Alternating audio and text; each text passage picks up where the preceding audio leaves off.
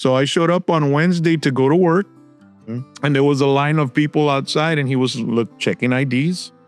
And I didn't have to wait in line because I had to get into the booth. So I go up to him. He goes, "Come on in, rock and roll, James." And I'm like, a year and a half later, says, "Rock, my mom just passed away, and I just want to thank you because of you, she got to see her son sober for a year and a half before she died." This is probably the first podcast where I've opened up as much as I've opened up, man. So I do it because I want people to know that it's possible. And there's no fucking excuse. You just do what you got to do, and you do it to the best of your abilities, and you do it one day at a time. Don't say that I'm not going to drink for the rest of my fucking life. That's a big mountain, dude. Just say, you know what? I'm not going to drink today.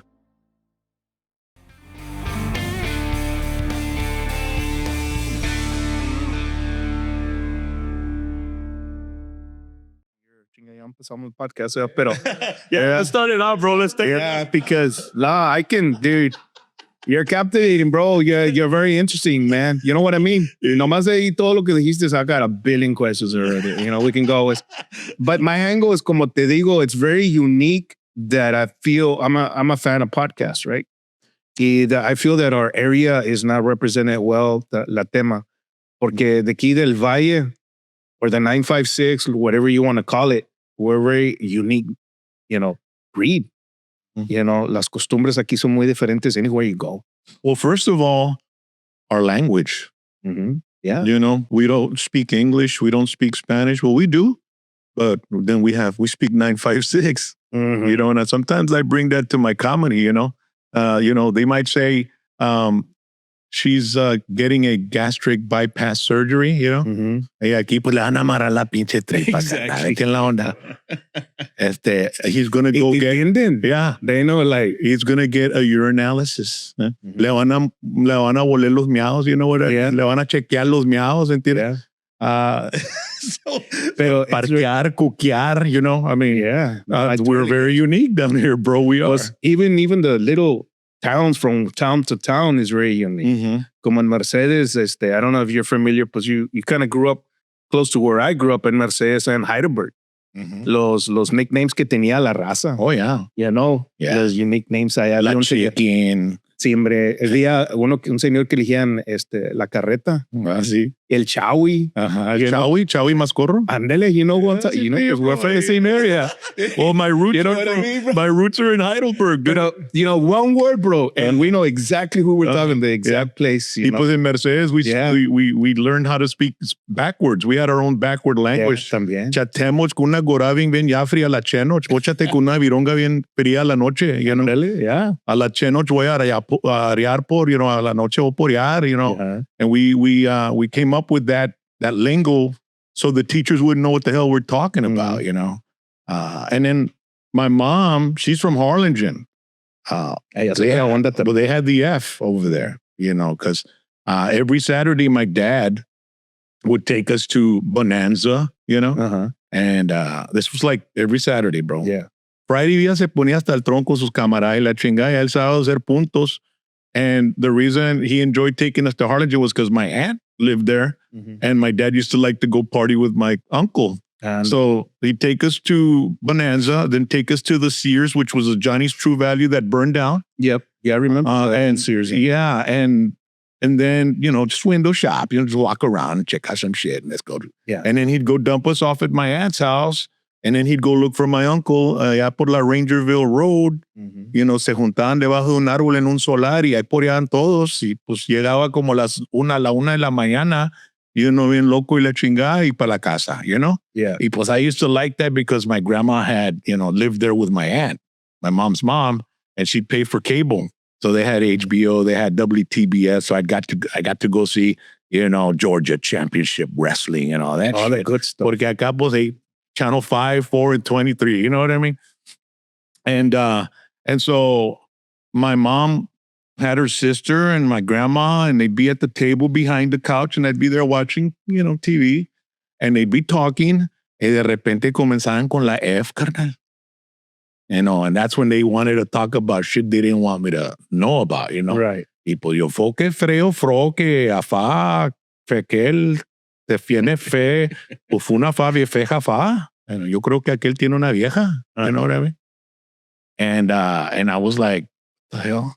So I don't know if you've seen the movie, the Last Warrior, I think it's called, with Antonio Banderas, where he's like an Arabian guy. No, I haven't seen it. He hooks I've up seen with the ad, but he hooks up with some Vikings, right? And the Vikings have this lingo, and he's in the tent. They're all talking, and he finally deciphers the language and responds. And he goes, "Oh, the little man knows how to talk our language." So at that moment, when my mom was saying something, I turn around, "No, mom, no está. What? Huerco chingada, ya sabes cómo hablamos." You know what I mean?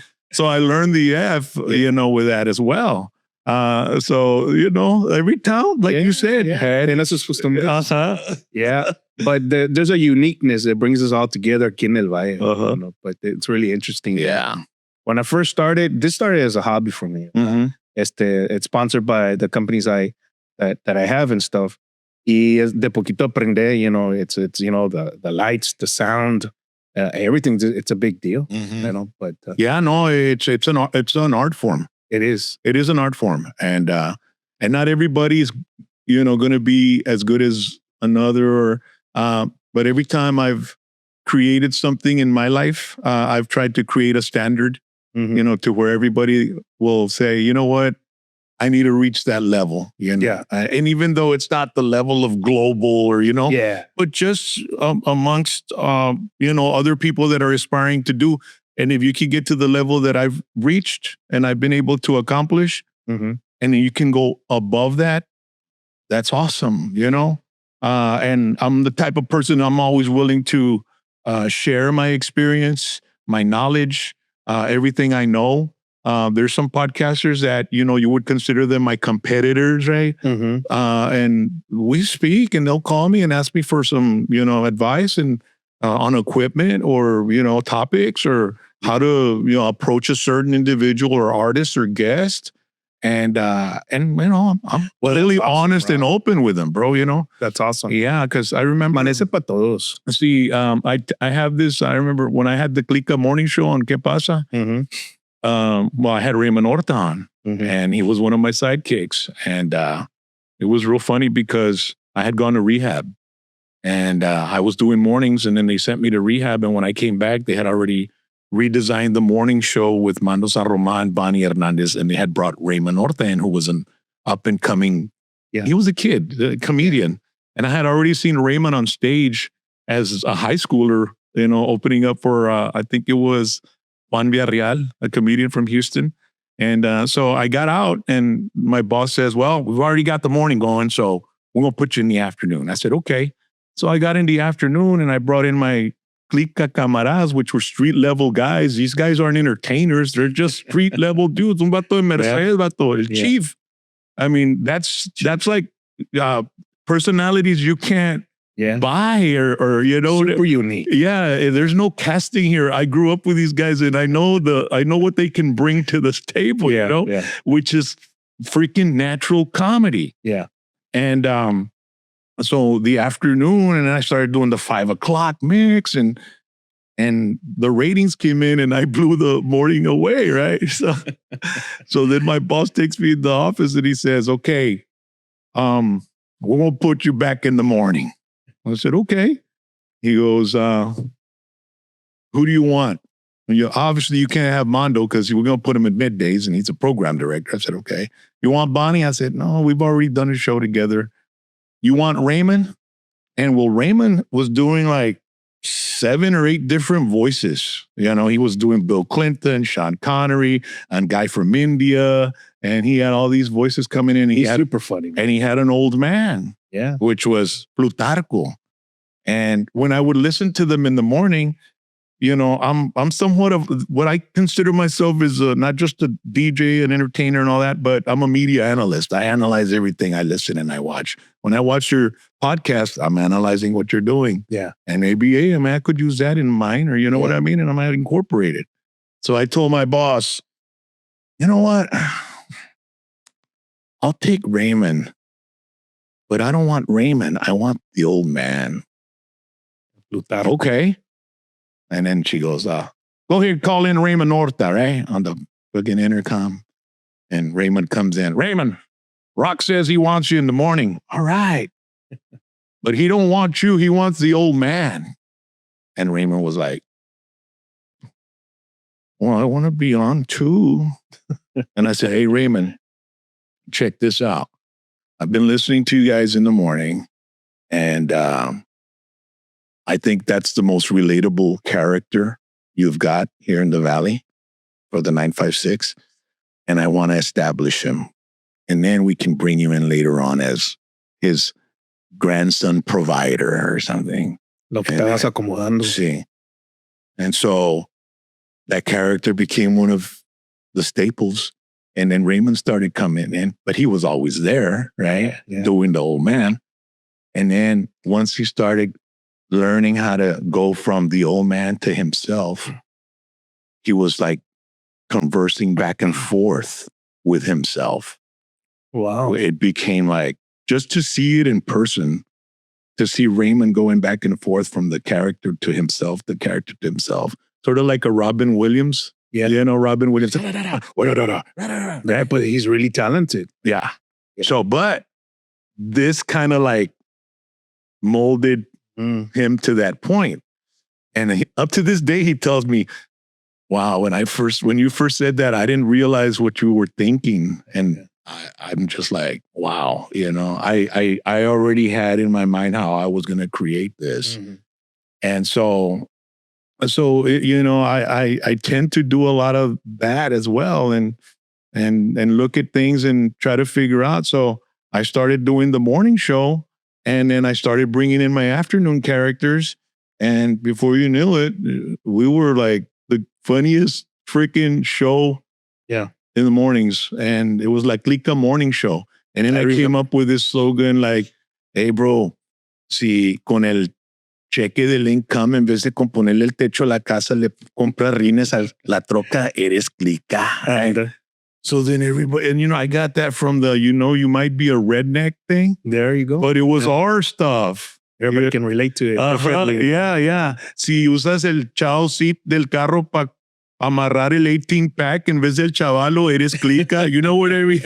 No, but you have a lot of creativeness, Rock. Yeah. Jingles are creativeness. So I've always been, man. So I've been a fan from listening to you on the radio, and even before that, como te digo, we talked a little bit how I, you know, heard about you with the concierto, your brother, you know, back in Mercedes. Yeah. Right? But I mean, you're super creative, super talented in your own. You know, te deseo lo máximo. It just sometimes I have trouble sleeping because of it. You wake up with an idea and stuff. Tirar el agua, carnal. And then I come back to bed. Y mañana voy a hacer el edit así, voy a hacer este edit, y mañana voy a hacer esto, y tengo que hacer esta onda. I think that's been a big problem with my capability of becoming mega successful in anything, because I think of an idea, and then out of that idea, 2 other ideas are spawned, and I want to do all 4 ideas, you know. But I think that stems from a lot of creative and intelligent people, Rock. See? Yeah. I mean, if you start listening to other people that are extremely intelligent, así les pasa, se comienza a desarrollar, and that's how they create their creativeness. Mm-hmm. You know, document it, write it down on whatever genre or whatever is their niche that they're successful in. Yeah. So en esa manera, you know, tú lo desarrollas. My whole goal in life was just to have fun, dude, you know, and do things that I have fun doing. Mm-hmm. And fortunately, I've been able to succeed in that to a point where I'm happy and I'm okay and I've got money and I'm employed, and and even if I'm not employed, I'm going to figure out a way. It's like the podcast. I always tell everybody when COVID hit, we lost all our gigs with my band, and we're doing really well in 2019. We're every weekend, we're somewhere in Texas. And then I was working, I was burning the candle at both ends and the midnight oil every day. And so COVID hit, and I'm like, okay, so the gigs are gone. That form of revenue is out, right? So it was March. I get home and I tell my wife, this is crazy. Like, Everybody's locked in their house everywhere. That was really There's no crazy at the time. entertainment. There's no football. There's no baseball, basketball, wrestling, no concerts, no Nada. What are people going to do for entertainment? I asked her. And she goes, I don't know. I said, you know what? Let's go on my YouTube channel. Let's go live and see what happens. So I had this little iRig and I connected it to the phone and I was able to connect 2 Shure mics. Okay. And my wife, I said, I'm going to interview you since you're an educator and just so we could talk about this crazy stuff. And I turned it on and I started seeing like people coming on. And when I'm talking to her, I'm looking at that, my mind's just thinking, okay, I'm going to do something with this. Eso no empezó la I want inteligencia to do tuya. something with this. Yeah. There's something here. So we started doing a nightly broadcast, me and her. And then I brought when the restrictions started getting a little looser, I brought in my daughter and my son. So it was a family podcast. And I told my wife, you know what we're going to do? We're going to give away a care package with all the necessities people need for COVID. You know, you want wipes, sanitizer, you know, toilet paper. That was a hot commodity back then, bro. Yeah. Todos tenían miedo que no iban a poder limpiarle la cola. Sí, that's crazy, right? Yeah. You know what, dude? Se acaba antes que la comida. I know. And I remember seeing a picture of a big Ryder truck on the corner where La Pulga is, full of toilet paper. So people were going in and freaking buying them all and selling them out in the freaking Pulga area, bro. Yeah. So, you know, Como Raza pan thinking how to caliente. make feria, bro. And that's exactly what you got to think. So, you know, and I don't, you know, have anything against their hustle, bro. You know what I mean? Shoot, they're doing, you know, they're hustling. So then I created this package and I said, we're going to give it to somebody and we're going to give it on our podcast. So I put all the stuff behind me. It's like a mountain of, you know, all kinds of COVID necessities. And I'm looking at the camera. I said, hey, you see this mountain of COVID necessities behind us? Somebody's going to win it and we're going to mail it to you. Just send $5 to our Cash App. Put COVID care package contest, your address and your name, and then we're going to pick a winner. Oye, bro. Se puso loco el pedo, bro. From all over the country. Really? The winner was from Michigan. We had to send a box. Nos salió una feria para mandar la pinche caja, bro. Hasta Michigan, bro. And then the fan in Michigan was like, wow, we got it, you know? And so those are just like, I incorporated that out of my 30 years in radio, you know, of doing contests and all kinds of stuff. So that's how I started doing my podcast. You know, I saw the glass half full instead of half empty. Yeah. And let's fill it up. And we're doing 5 nights a week. We're doing Monday, Tuesday, Wednesday, Thursday, and Saturday. And on Saturday, pura música. Just, you know, people are out there at home. They might be barbecuing outside. They can't leave their house. Prenden el pinche podcast. Ahí estoy yo aventándoles mosca y la chingada como el 5 o'clock que estás haciendo. Yeah. No, bro, I mean, it caught on. Yeah. And then I decided to connect the phone. And I said, hey, I got a phone. Give me a call. El número que está aquí en la pantalla. Deme una llamada. Quiero saber dónde están. Órale. Asústame, aguante. First call. Hey, ¿dónde estás hablando? Estamos acá en San Francisco.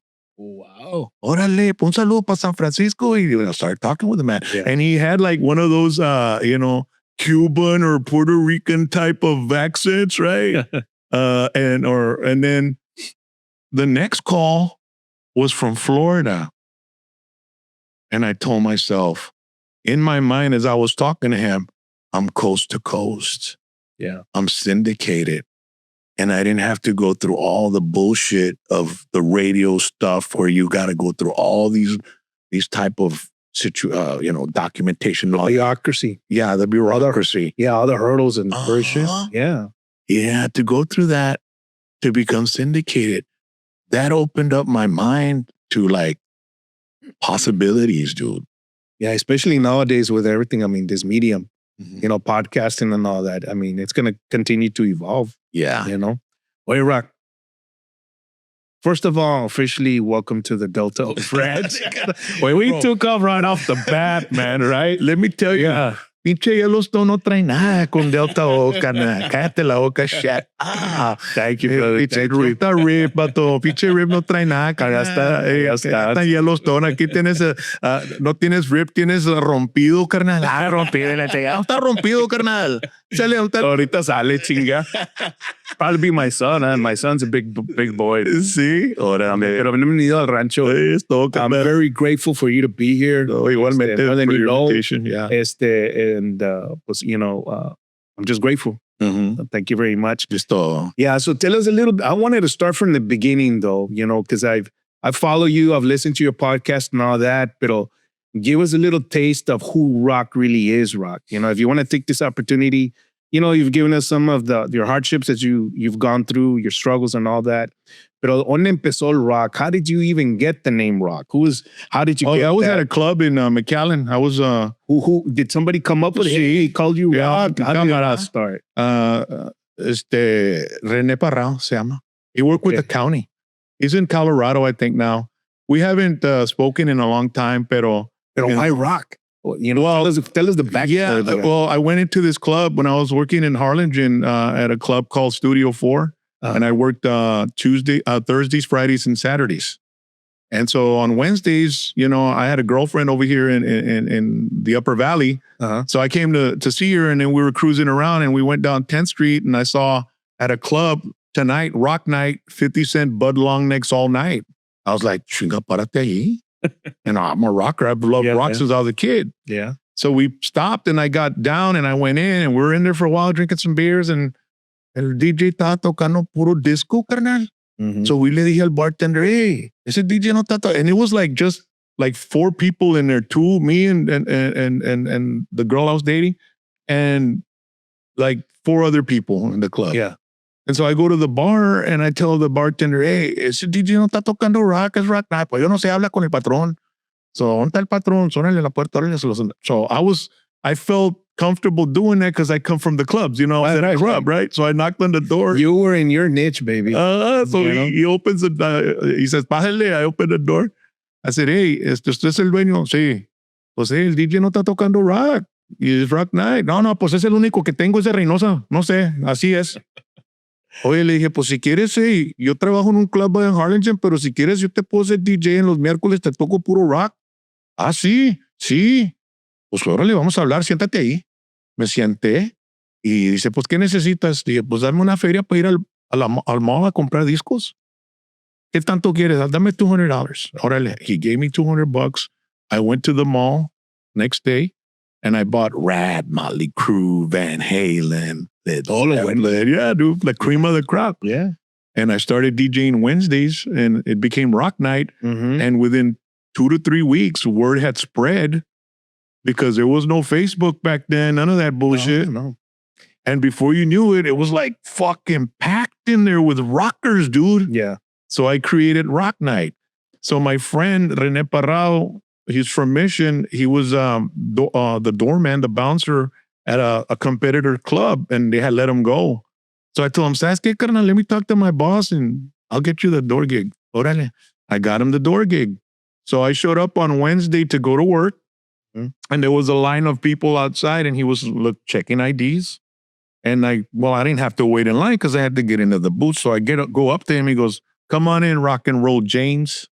Oh. And that was it. I mean, wow. I said, well, you know what? I think I'm going to stick with it. I was 1985, 85, 86. And I got into radio in 88. And it was Tejano, And I decided to keep rock and roll James because that's how everybody knew me in the club scene. So, hey, when they hear me on the radio, they're going to say, ese es el vato del pinche club, ¿entiendes la onda? So why change my name? Exactly. So a lot of people would say, hey, ¿por qué llama que rock and roll en el pinche Tejano y que la chica? People are always going to give you some shit. I said, and the way I tell them is, hey, rock and roll's a lifestyle, bro. No más es la música, carnal. Cuando me recuerdo, la jefa dije, ¿dónde está tu papá? Pues anda, la jefa dije, anda en el rock and roll. And then in rock and roll, anda coreando. So it was a form. So that's how I would explain to people so they could stop crying and whining about me being, what am I going to be, Tejano James? And plus I was in a rock band too, back then too, man. So I've been in rock bands for a long time. So it just, it just stuck to me. And it was interesting because I don't know who else would have been able to get away with having such a long career in Tejano radio and Norteño radio with a name like Rock and Roll James. Yeah. But it kind of got watered down, or not watered down, but they cut it down to just rock. Yeah. Que pao rock. So, but that's how it came to be, man. No, yeah, pues you created a lot of success out of it. Yeah, man. Yeah, no? Yeah. No, pero pues pa' que se te quita, Rock? You're intelligent, man. Pues, Right off the bat, yeah. you know what I mean? I'm sure there's a lot of people that would, debate you on that. Pero I just like to see on myself, and on my own mind, and what you see is what you get. And, Yeah. I have my own way of thinking and doing, but something that I've always been is a hustler, dude, Mhm. I don't have a big time college education or even high school education because when I was 16, 17, I got the job as a radio DJ at Louis' Backyard, and I was making more than my parents. I was making $1,000 a week plus tips was like almost $5,000 a month in 1984. And I said, you know what? I don't think I need school anymore, and I don't recommend that people drop out of school, but there's different types of educations, I mean, if I would have gone to school, I would have learned how to do a certain craft or be in a certain profession, but I wouldn't have learned what I've learned. This is all something else, man. Yeah. And the music and I always wanted my life to be surrounded by music. Mhm. I can't live without it. And so I was either going to be a singer in a big rock band, or I was going to be in radio and or clubs, and I've been able to do all of them. Was there something that you did want to get, some sort of degree in que te llamaba la atención back there que ya, I want to be, I don't know, music producer, business degree? No, bro. I've always lived for the moment. I've always, to me, it's like, what can we do next? It's que you're a creator. See, my wife says I have ADHD, and she's an educator, and she said she diagnosed me, and I've always thought I had that because I think I wasn't successful in school and because of my focus, while we're working on any type of school, subject Project or whatever. project. Yeah. I was looking out the window wondering, man, what's out there? What's out there? I want to be out there. I want to be walking in town, see what's going on. And it's just like, I would get bored so easy, dude. And that's why I got to keep my mind rolling. And I honestly think that, my ADHD that my wife says I have, I think that's why I became very attracted to alcohol and marijuana. Because it would make me focus. I would hear things in music because I love music, and you hear the whole thing. But when I was focused, I could hear this certain element. Where did this little sound come from? And sometimes I would tell my wife, and up to this day, I still do it even without, the drug. And I'll be listening because I've already heard the song and I know it. And I'll say, listen to this part. Babe, what? Did you hear that? And she'd look at me and go, how do you hear that? I'm like, it's just things I hear. Naturally. I hear certain things. But yeah, I think since I wasn't that good in school, I was always willing to work to make money. When I was in junior high, I'd go out to el pepino, carnal, el naranjo, or la naranja, con el mezquitón ahí de Mercedes. But my parents had a ranch, 10 acres, and they had orchards. So they'd hire this mezquitón. It was they were big families, la familia Zavala de Mercedes. And they'd go and they'd pick the oranges. And it was during Christmas break, y está lloviendo y cold. Yeah. Y yo estoy en la casa.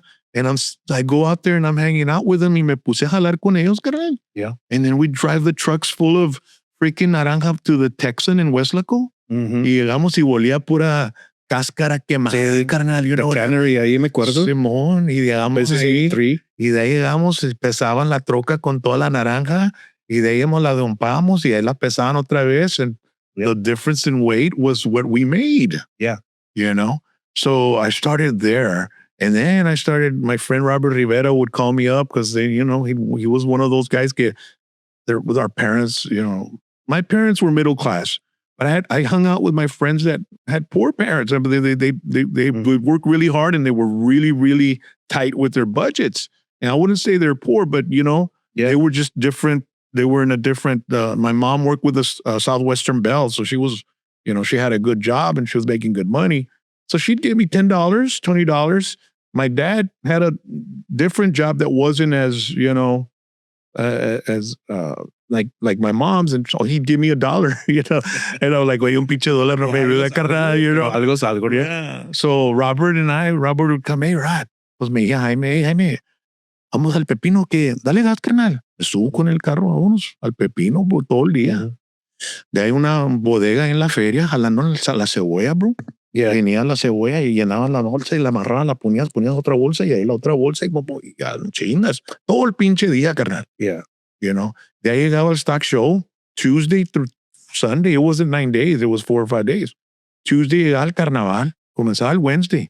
Tuesday llegaba el carnaval. Yo y Robert y mis camaradas, otros camaradas, we were there Tuesday morning to receive the carnival. Yeah. And then the carnies would come and say, okay, you go with him, you. Yeah. Y ahí me la pasaba de las 11 de la mañana hasta las 11 de la noche levantando un ride, bro. Y de ahí $80. Yeah. Órale, está mi stock show money, carnal. Yeah. Plus a ticket to get in and out. Wait, Rock, what's your opinion on that nowadays? Like the new generation, you have an awesome work ethic. You know what I mean? And como miras the new, particularly here in the Valley, in El Valle, what's your opinion? What's your spin on that? Well, you know, our parents were a lot different because, you know, we really had to like do something for whatever we were going to get, you know? No, nomás te lo daban, carnal, you know? Corta la pinche yarda, te doy $2, you know? No nomás te voy a dar $2, you know? Y ahora, pues, I don't know. I mean, even me, you know, as my kids were growing up, no los hacía que dice, nomás tráigame good grades. Yeah. You know, hazme bueno en la escuela, te doy $20. Hazme, te compro esto. So it was all about the education. And I think when we got so, you know, interested in just the education, we lost the work ethic, you know? And so kids nowadays, you know, I'm not saying my kids have the same work ethic. My son and my daughter are excelling at everything they're doing. So I think they got a little taste of, you know, me, you know, that. Pero General Rock, you know, you go out there to the Valley, Los Miras, there's a lot of kids that I think they're kind of, I don't want to say lost, pero, you know, they're lacking that ethic, that work ethic, las ganas, the sabes que yo quiero hacer algo. You know, they're just kind of too dependent on, you know, government assistance or whatever, you know, on eso. No, they lack the motivation. Y antes, you know, miraba la raza como en Mercedes, el Carnival, they would bring a lot of jobs, ¿verdad? O allá en la labor, o los que fueran para el norte, you know, the migrants and all that. All that's been lost. Sí. And it's very unique here in the Valley porque toda la raza aquí eran migrants. Sí. A lot of it. Yeah. That's already evaporated. Do you have an opinion about all of that? Pues todo eso de change? It's generational because antes, con los trabajos y todo eso, la jefa se quedaba en la casa, bro. Y cocinaba. But she had her own work ethic, having to feed, you know, 8 kids, having to cook. So there was a work ethic in that. And then the father was out there busting ass, you know, to bring food to the table. And it wasn't about materialistic or luxury things. It was about putting food on the table. The essentials. Yeah, the essentials. Nowadays, both parents are working. And what's made it even worse is both parents are involved in their own digital lives. Yeah. Where the kids are just being raised by the digital world. Influenced a lot. Yeah. I went to this restaurant and there was a couple with a little girl. She looked about 10 years old. Mm-hmm. And they sat down there. Me and my wife were eating. And, we do tend to get the phone, but we put it away. It's not like we're just on the phone and, not even talking. We talk, and then we'll occasionally look at the phone and see, which is still bad, bro, Yeah. But we're just so we're all kind of programmed to that. Yeah. But I look at the family over there, and as soon as they sat down, the father gets on his phone and the mother gets on their phone, and and the little girl was sitting there like this. And I was like, man, I felt like calling her over to sit with us so we could talk. Yeah. To interact. Yeah. So I don't know how prevalent that is right now, but I did see it with my own eyes. And that's gonna really be a big difference in the culture, Yeah. where they're growing up with their phones. And then a lot of parents don't know what their kids are watching on the phone. Mm-hmm. They don't know what apps they're into. They don't know what websites they're accessing, or they're getting access to. Mm-hmm. And you feel like if you do, they feel like they don't want to intrude into their own kids' digital lives because they're afraid their child might close himself off to them, maybe, Yeah. But it's a whole different world, man. It's a different world. Even in school, ¿te acuerdas cuando even, we're about 5 years apart or something like that, but se acostumbraba, everybody would do like the little notes. Mm-hmm. They don't even do those notes at school. Ahora es puro texting or phone and sending each other pictures. And pues hicieron una law que, ya no pueden tener el phone en la escuela. Yeah. That was a good thing. It's a good thing. I noticed when my daughter was in high school, I was paying for her cell phone and I'd get the report.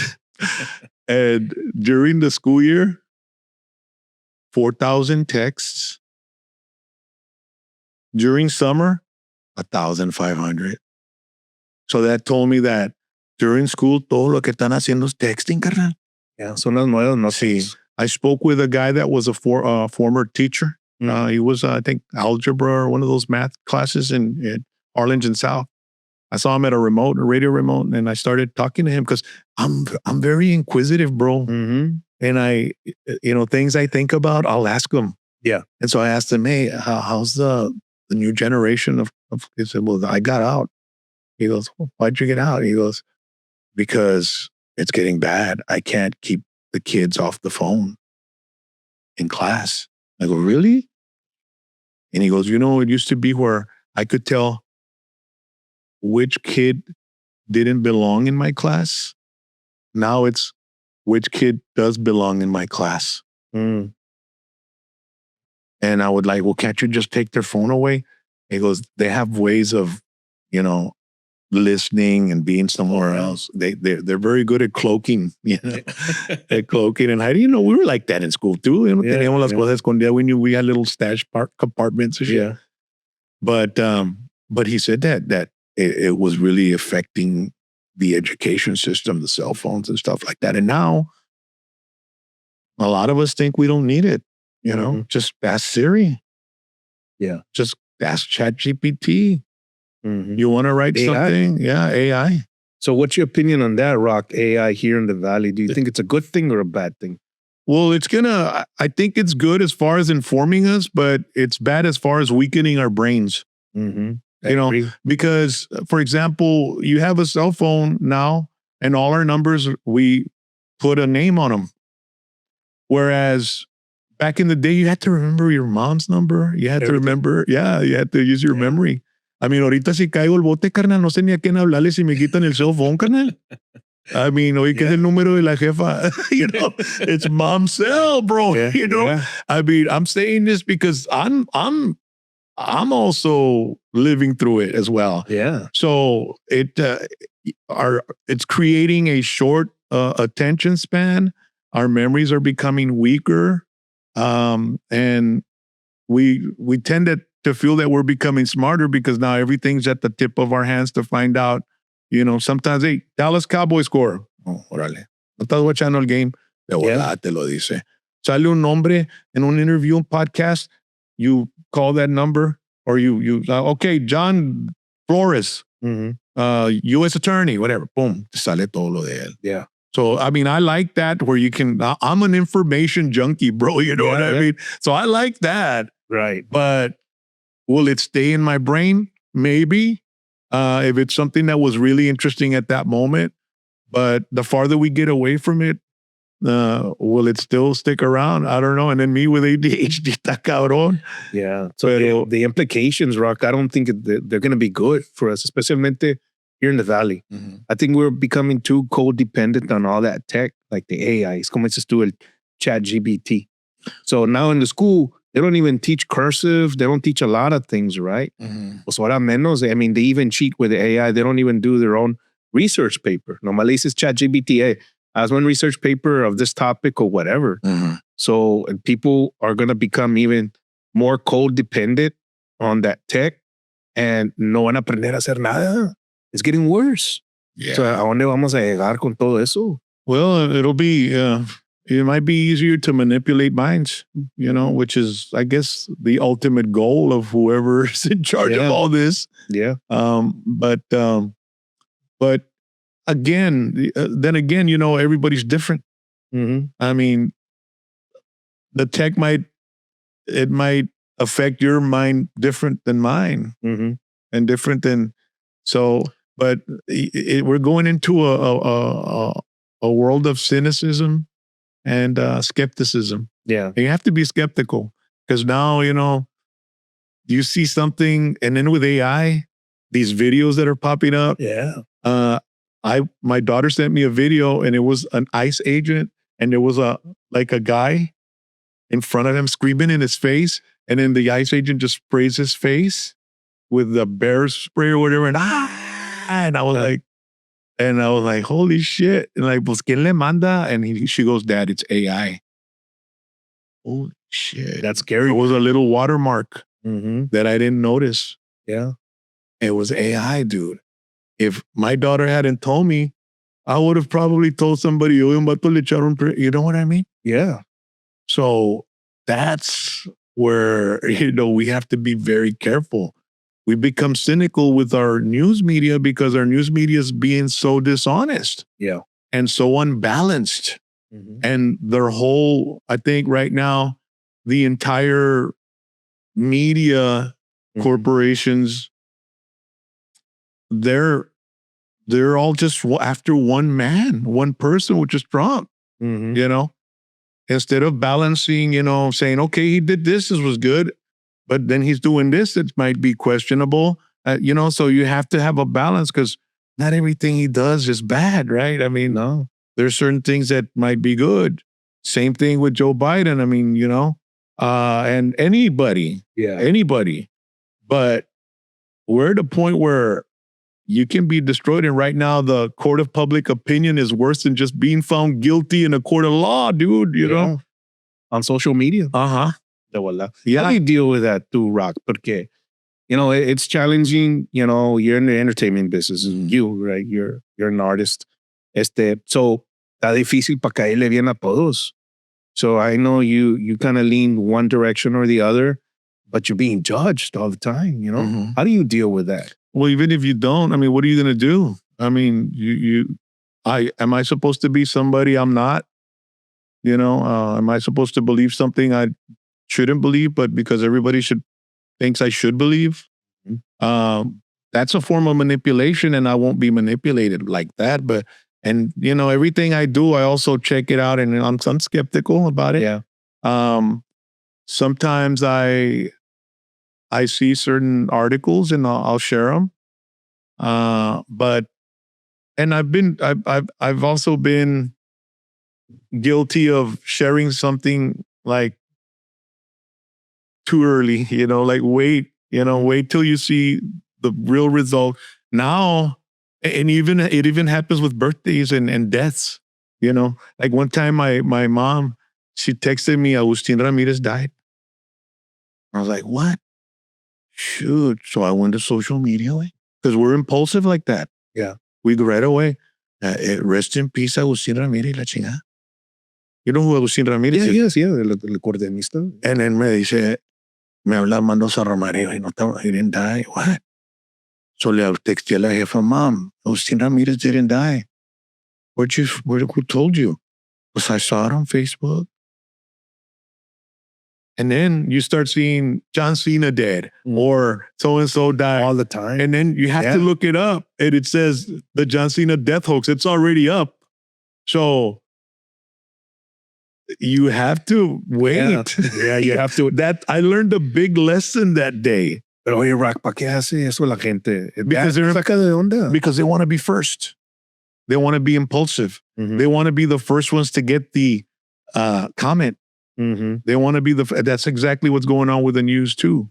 Yeah. Because it's money, engagement, analytics. And it's not really that much, bro. Somebody told me the other day, you're just doing it for revenue. Les enseñé lo que gané, $60, carnal. No es tanto, eh. Unos tacos. I'm not taking this, I'm not using Facebook I'm just doing it to, to stimulate thought. You know? Y a veces que pongo unas chingaderas ahí, it's just to instigate and stimulate thought and get people conversing and then get entertained reading the comments. Yeah. It's entertainment. Yeah. You know? But some people take it very serious. Oh, big time. Some people will go off and tell you, okay, all the expletives in the book. Yeah. And I'm usually cool with that. I don't block them or anything like that. But there's been times when some people go on my comment section and start being like that with other people on my comment section. Yeah. And we're aggressive. Yeah. And I block them. Okay. You can fuck around with me, dude, but leave the rest of the people alone, dude. You know what I mean? If you're not going to be sort of like civil, but we have to take everything we see on social media.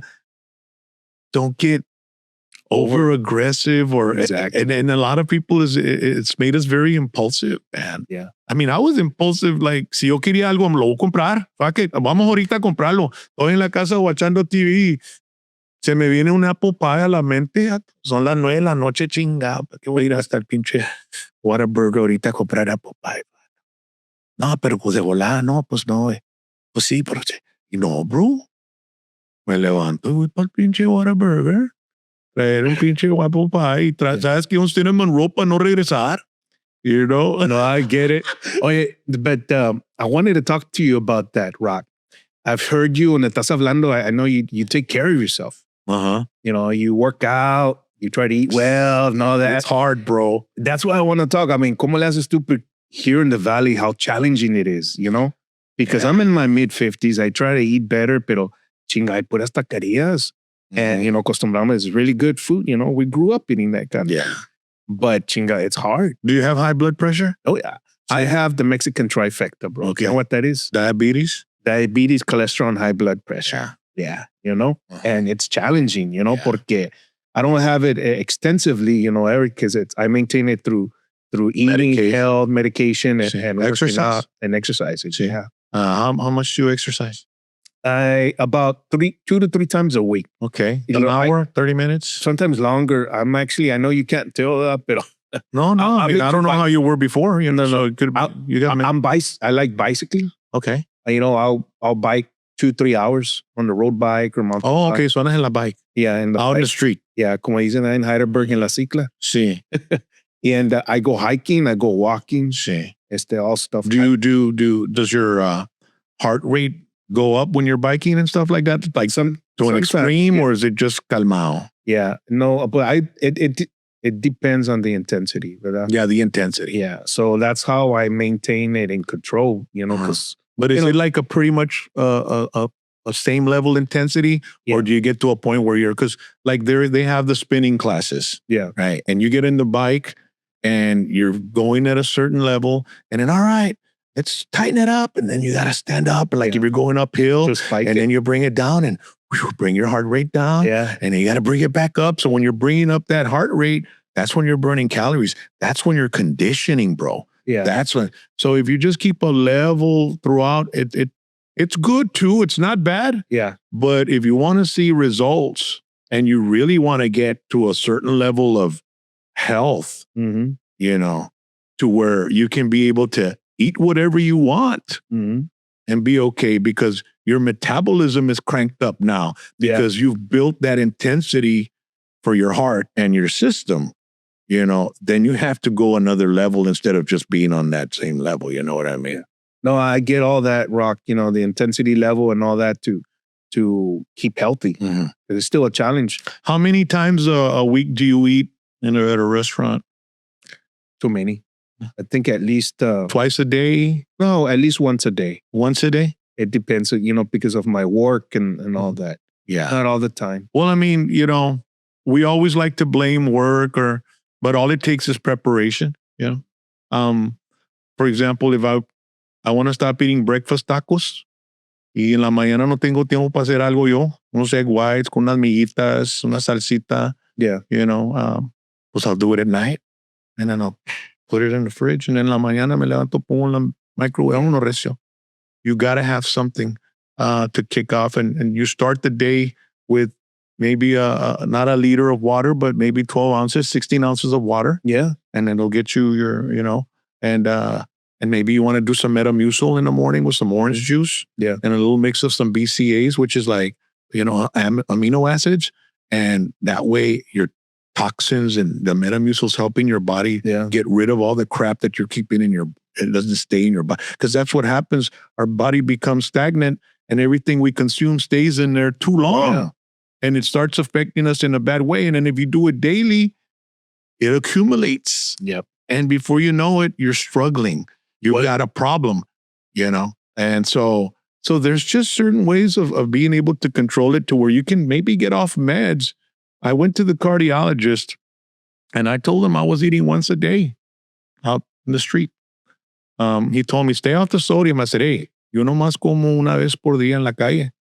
Yo en la noche cocineo y me hago mis comidas y en la mañana tengo mi breakfast listo y tengo mi carnita, mi guajolote, not guajolote, mi pavo, right? Got turkey, chicken, and I have, you know, meals. Y de ahí salgo del trabajo a las 5, me paro en un restaurante o algo y levanto algo, llego a la casa, yo y mi esposa comimos y no tenemos que murar trastes o nada. Y pues nos dormimos. Y me voltea y me dice, you eat on the street once a day? I go, yes. That's too much. I said, what? That's too much sodium. I said, what are you talking about? Once a week, not once a day? I'm like, okay. Makes a lot of sense. You know what? I'll start cooking tonight. So this was a Tuesday and I started cooking Tuesday night. By the following Tuesday, I lost 12 pounds. And I thought to myself, can you imagine the people that eat a taco de la tienda en la mañana, Whataburger en la mediodía, y levantan una pizza para allá para la casa para los chavalos en la tarde? But that's what I'm talking about, Rock. It's an epidemic here in the Valley. You know, how do we change that culture, you know, aquí en El Valle, you know? It begins with the parents. You got to set the example because kids right now, bro, man, it's freaky, man, because sometimes I go to somewhere and say there's 50 people, 40 of them will be obese, dude. Mm-hmm. 35. Yeah. And kids. And I tell my wife, you know what? These kids are going to have health issues. They're 65-year-olds when they're 35, when they're 30. And I've seen some articles where they say younger adults are getting colon cancer. Yeah. Younger adults are getting heart attacks. Younger adults. And why is that? Because we have become a fast food culture, and especially the Hispanic population. And one of the reasons is because we're working. You know, the mother, she has to work. The father has to work. And then they're so tired that when they get home, nomás dale a los chavalos, you know, pizza. Cómprales algo. Yeah, McDonald's. Yep. You know, it's tough, but it's possible to be able to change it up. Yeah. Sometimes kids refuse to eat home-cooked meals, bro. No. I want McDonald's. I want, hot and ready. Mhm. Y pues, para que no te chingan el chavalo, cómprale lo que quiere. Yeah. Instead of saying, you eat that, or cuando estamos chavalos, si no comes, no comes. Yeah. Si no comes de lo que hay, pues Ajá. te chingas. Te chingas, Yeah. muérete de hambre. Yeah. ¿Y qué pasa? Pues chinga los cornflakes sin azúcar, carnal. You know what I mean? Yeah. Those are healthy. My dad would buy cornflakes because he knew they'd last longer. Yeah. That was his mindset. Yeah. But in a sense, it was smart because you know what? It was a healthy option that we didn't like. So what would we do? We'd put a fucking bowl of cornflakes with the fucking rooster on it, post toasties, which is why us Hispanics call all cereal postostes. And then we'd put un chingado de azúcar con la leche, carnal. Y vámonos recio, pinches frosted flakes homemade, papá. Yeah. Y de ahí se acababa y te pisteabas la leche y quedaba una mound de pink sugar, güey.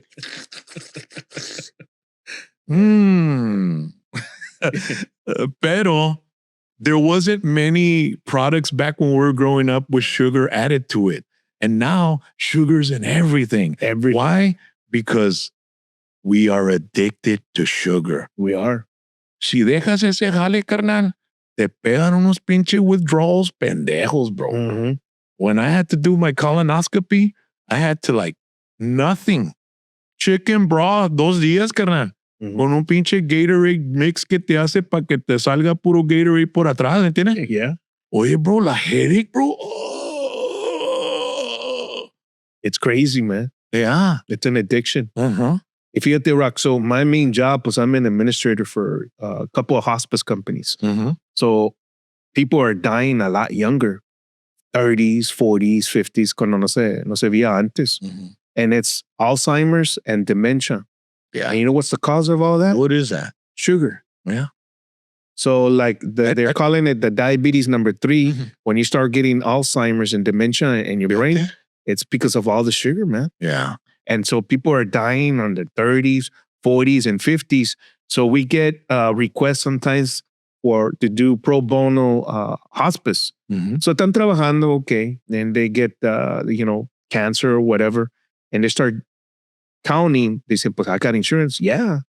But once you can't work because you got 6 months or less to live, or you can't work because you're losing it because you have dementia or whatever, pues they have no coverage. Or they're counting the number, pues what tiene Medicare, Medicaid? No, you're not 65. Mm-hmm. So all these people, there's a humongous gap, especially here in the valley, and I see it every day, every single day, Rock. Yeah. Yeah, and I got stories galore. So we try to help as many people as we can, but we can only help out so much. Yeah. So it's a big epidemic. Yeah. Have you run across any, friends or somebody outside your circle que tenga Alzheimer's, dementia, or se murió antes de tiempo que piensas, hey, just because of the epidemic of the health? I haven't. Pero pues a todos se les olvida todo ya, güey. You know what I mean? Yeah. So that's like an offset, bro. Yeah. Entras al cuarto con las llaves. ¿Para qué chingas entré aquí con las llaves? ¿Qué iba a hacer aquí en el cuarto? So I have to backtrack, ¿entiendes? And then back, see if I can remember what the hell was going on. You know what I call those? Those are Biden moments. Biden moments. Lo que él se chingando ese jale ahí, what, bro? Le digo, ¿y qué pasó, Joe Biden? Le pongo así cuando se le olvidan cosas and then I forget it. Yeah. He does it to me too. Pero, I mean, it's not funny, right? But, we try to make light of it. But, wow, I never knew that, man. Wow. So you see that firsthand. Every day. Yeah. I believe that it's going to strain our health system. It already because, and they were talking about universal health care, free health care for everybody, universal free health care. Sí, pagando por el health care, vato, no nos cuidamos. Ahora sí, con el health care gratis, carnal. De menos. And so I believe everybody should have some sort of safety net, ¿verdad? Of course. Yeah. But work towards it. But the thing is once we become, start back when we were kids, we were doing we're going back to when we were kids. Mm-hmm. La labor, estamos en chingas jalando ahí. Cortamos la yarda. Yeah. Y ahora pues nomás están jugando video games, están en el teléfono, están haciendo feria con el TikTok. Mm-hmm. Y there's no with work ethic comes activity. Movement. Yeah. You got to always be moving, do something. And so we hired, in our company, we hired a lot of young people to do digital work, Mhm. and they're all just sitting at the computer, There are some employees that we have that they'll take certain times a day to walk around the building, Mhm. And so some people are cognizant, some young people are cognizant that, hey, we need to stay active Yeah. and get out of this chair. And some aren't, everybody's different. Some people are lazier than others. Mhm. Some people care about materialistic stuff. Some people don't give a damn, and usually the ones that are materialistic are the ones that work harder because they want something out of it, Yeah. but no, everybody's different. But at the end of the day, it all comes down to diet. Mhm. It all comes down to hydration. Yeah. It all comes down to activity. That's how you prolong the quality of life. Because something that I tell myself is, I don't want to be sick, man. Yeah. I don't want my wife to have to take care of me. If she does and something does happen, it's not because I didn't try to keep from getting there. Mhm. I'm not gonna. It's like it's mind-boggling to me for people that are diabetic and are drinking a 2-liter Coke, dude. Y les vale. Or are diabetic and are drinking a 18-pack a day or a 6-pack a day. La vironga tiene chingo de azúcar, carnal. Mhm. You know It what I mean? converts it into sugar. See, it converts Yeah. into sugar, bro. So some people just, Yeah. they don't care, and then they get their leg chopped off. And I'm like, I don't want that, bro. No. I can see where that can cause depression. So out of that comes depression, anxiety, and then the quality of life just plummets. Yeah. So I want to be, my dad's a really good example. He's 82 years old. He's healthy. He does his testosterone therapy. Mhm. He's like clockwork, his vitamins, his pills. We'll be watching TV and, 9 at night. He'll get up, walk to the room and say, what about that? I need to go take a pill, So he's like very, very It's about it. That's good. 82. And the doctor told him he could live 20 more years if he wanted. Granted, there's no tragedy. Yeah.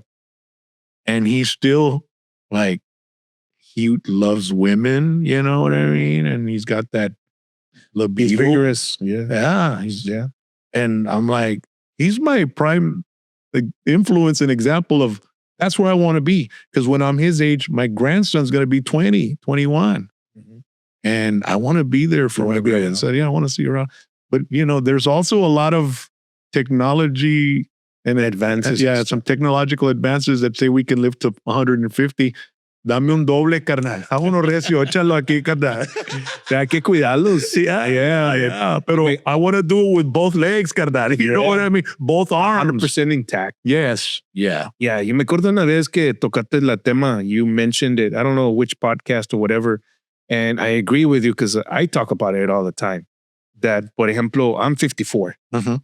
I've lived longer than what I got left. I'm not going to live more than likely another 54 years. Mhm. And out of that time that we got left, you try to quantify it, pues chinga, es como dices tú, quality of life. Mhm.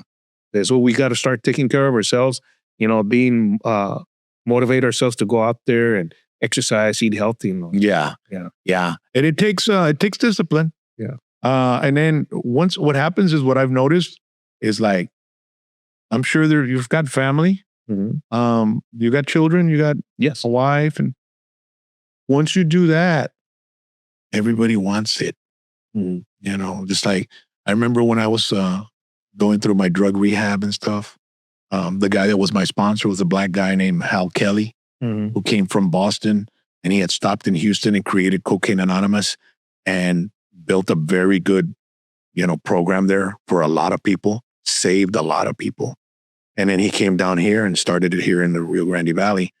And he wasn't a sponsor to anybody, but when I walked through those doors, he said, I'm going to be your sponsor, man. I don't sponsor anybody, but I'm going to be your sponsor because you are going to help a lot of people. Okay. So that was something that kind of like motivated me to like, okay, I need to stop and I need to quit. Mhm. And when I decided to do that, I was like, life had to change. Yeah. And there was a lot of things that I had to change in my life. So I freaking did it. I told him, "Why do you want to sponsor me?" He says, "Because you're gonna help a lot of people." And that's what I do now. You know, I people reach out to me. I'm not a sponsor or anything like that, but I do mentor people. So I get people that message me, and that's one of the things I tell them. You know, like, "Hey, Rod, chinga, quiero dejar este pedo." Y I chinga, le digo, "What can I do?" You know, say, "Pues, vete para rehab." And that's where they stop. You know, like, no puedo, bro, estoy jalando y la chinga. But what caused that for you to do it though, Rob? To say, you know what? Hasta aquí. You know? What was that, you know, it clicked? I had two instances. The first instance was I was gone. I was lost for about 4 days. Thursday night, Friday night, Thursday night, Friday, Saturday, Sunday, Monday morning. I had finished. I had run out of money. Andaba en los Heidelbergs. Rancho de allá, perdido. I think I know where you're talking about, but in un pinche crack house, güey. And I started getting paranoid, like I needed alcohol, man, to come down. So we let caer el camarada. He had a little RV behind his house. I went in and I knocked on there at 7 a.m. ¿Qué pasó, Rod? Hey, güey, aquí dejé una botella de Everclear, bro. Sí, pues métete. Entré, I was going through the freaking dirty clothes and I found the bottle of Everclear and I took a swig.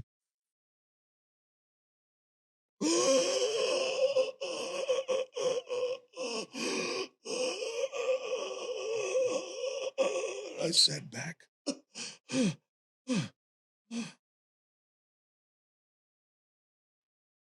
And I felt the heat go through my stomach. And I was like, ahí está, güey. ¿Querías un pinche agujero en tu pinche estómago, güey? Ahí está. A fucking hole in your stomach, man. There you go. That's what you wanted. And I said, I gotta stop. That's it. So I went to the apartment where I was living with my kids and their mom. And I knocked on her door. She opened the door like 7:30 in the morning. Kids were getting ready for school. And she opened the door and she looked at me and I said, "It's over. I'm done." And she just said, "Fuck you, asshole."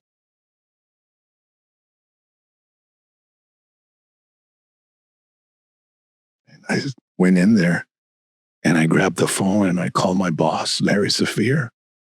And I told him, "Larry, where are you?" "I'm at home. I'm not going to go back to work till I come back from rehab." And he said, "Get your ass in here and let's get you out there. Let's get it going, man." So I went to work and faced my boss in the condition I was in. And we started doing what we had to do to get me to rehab for 30 days. And I had to take my vacations, my personal days, my sick days. And I still had like a half a week to a week left where I didn't have anything. So it was no pay. So I ended up going to a place called Starlight in the Texas Hill Country. And I was there for 30 days and I came back out and I went to the meetings and I started going into the gym and, you know, trying to, yeah. and I got back to work and I started working and then I was good for about 2 years, man. And in those 2 years, I got separated from my first wife and my kids, and I gave them a year and a half. I was going to leave like 2 months into my sobriety. I was like, I couldn't handle my ex-wife. I was trying so hard. And when you're going through sobriety after going through 25 years of alcoholism and drug addiction, bro, you go through a lot of emotional stuff, bro. I can imagine. And it's hard, because your addiction is telling you, fuck it. This shit ain't working. Let's get high. Let's go get fucking drunk, bro. Or just go drink and don't do coke. I mean, all that shit's going through your brain. So I went to the meeting and I had my Camaro with all my clothes in it. And my sponsor, Hal Kelly, he tells me, hey, man, Brock, what the fuck you got all that shit in the car for, man? So that's it, bro. I'm getting the fuck out of my house, bro. Can't handle it, bro. I can't. He goes, what? Hell nah. You ain't go back there, man. Like, no, man, I can't. No, you got to listen to what the fuck I'm telling you to do. You're going to go over there and you're going to give your family at least a year and a half, man. They put up with your shit. And you got to put up with some of the shit that they're giving you when you're trying to get sober. So I listened to him and I went back, and after a year and a half, I said, gone. And I left, and it was devastating for my kids. My son was 17, 16, and my daughter was 13, and my daughter had a very hard time with it. They felt betrayed because they put up through all my insanity, and I only, once they felt that I was going to get my life back in track, I ended up getting the hell out of there. And what happened with me is like, I'm the energy of the room. Mm-hmm. And once I left, that energy left, man. And my mom, I remember her telling me that she went to go see them. It's okay, Rock. And she said, it's real quiet there. There's no life. But, I ended up moving to McAllen, and I told them I kept contact with my kids.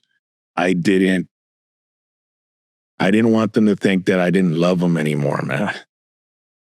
And I kept texting them. And my daughter was responsive. My son, a little harder for him. And I told him, I got a place. I'm still sober. And it's got an extra room. Just because I'm not there doesn't mean I don't love you and I'm not your father. You can come and you can stay here with me and then go back and, we can work something out. But I can't go back. And there were times when my daughter would call crying and her mom would be like, I can't control her. She wants you here. And it was very hard, bro. And so I ended up completing 2 years sober in April. And in January, before that April, I was offered a contract with a boxing promotion company to do their ring announcing. And I had already kind of like not stopped going to meetings, and I was going out and I was not drinking. And I started dating and stuff like that. So I kind of lost connection with my program to stay sober. And in January, that they offered me that promotion, that contract, the exclusive ring announcer. And I said, okay. And I said, hey, but you need to give me some sort of signing bonus because I'm not going to be able to make extra money working with other promoters. So the guy said, well, I'll give you so much money or I'll give you a free trip to Las Vegas. I said, you know what? Let me have that trip to Las Vegas. And at that moment, I thought to myself, I'll drink in Las Vegas and then I'll come back and continue my program. Because what happens in Vegas stays in Vegas. Supposedly. So right there and then, I had relapsed. Right when I made that plan. You know, a lot of people think that relapse is when they take that first drink. It's when you start planning your first drink. Wow. That's when you're relapsing. That's when you have to go to a meeting. That's when you have to call somebody. Say, hey, man, I'm thinking of fucking drinking. Get the fuck over here, bro. What's wrong with you? I didn't call anybody. And I didn't drink in Las Vegas. Or I didn't start drinking in Las Vegas. I started drinking in May because alcoholics and drug addicts plans never pan out, bro, the way they're supposed to. So I started drinking in May. And I ended up going to Vegas and I took my mom and I was drinking behind my mom's back. So I was already being manipulative, secret, double life. Like I'm sober in front of them, but I'm drinking on this. It's a double life. You have to live a double life. And so I was like kind of proud of myself because I was drinking, but I wasn't doing cocaine and I was, going to work and I was functioning. Mm-hmm. Como dicen, functioning alcoholic. Yeah. And so then I went to a club that was after hours. It was 2 to 4 and it was they closed one club. And so, hey, let's go to that other club. It's called Mint on Nolana in McAllen. They closed it down because the neighborhood behind there was always bitching about the noise and the trash and shit. And I walked into the bathroom and this was like 2:30 and there's like a line of dudes with bags of Coke. And I walk in, I was like, holy shit. And then one of the guys just goes like, and I'm like, it was over, dude. I was back to the races. By December, this was July. By December, I was ODing. And I was swearing that I wasn't going to, do it again. In January, I started smoking cocaine again. And by June, I was back in rehab, dude. I was back in my boss's office. I need to go back. I was missing work. I was fucking up. Yeah. I was in my garage. I had a house in Sharyland. I was in my garage 24 hours a day smoking drugs. And I'd get out to go do my afternoon shift, 3 to 7. And I'd go right back to the garage and smoke. What causes that rock up, for somebody that doesn't understand addiction? Like, is it a craving como si tienes hambre, algo you just gotta fucking feed? Or what? Yeah. How can you best describe it? The obsession is when you make the plan, right? Like, hey, I'm obsessing to drink. Like January, I was already obsessing because I was planning to drink in Vegas. Once you take that first drink, the phenomenon of craving, where you can't stop, you want more and more. And you make your mind starts telling you you can control it because you're capable of controlling it at the beginning until that point where you get past that beer, okay, no más 4, no más 5, no más 7, no más 8. Y de gata necesito un pase. Yeah. You know what I mean? Yeah. So I went back to my boss's office and I said, hey, look, man, I need to go back. So, okay, well, let's get you back in there again. Inga madre, bro, otra vez, bro. So I went to rehab and I was in there and I still had the mentality that I was there not because of the alcohol. I was there because of the cocaine. Mm-hmm. Fucking cocaine. If I could have just drank, if I would have just stayed drinking, I was doing fine. Mm-hmm. So then the next day that I was in rehab, a guy walks in and I see him and he was with me there 3 years to the day. Wow. Like, what the fuck are you doing here, bro? I fucking relapsed, bro. Oh, fuck. Well, you know what? Come on in, bro. I'm fucked up with a Coke, man. I was good drinking and I could still drink. I was telling them that, bro. Mm-hmm. And then the next day, another guy walks in that was with me 3 years to the day. And I'm like, Wow. you too, dude? What the fuck? I fucked up, bro. Like, man, that's right there and then, dude. That's me walking right back in here again. I can't drink anymore. It's over. It's over. No more. No more alcohol, bro. And that was tough because I was so used to having alcohol in my life.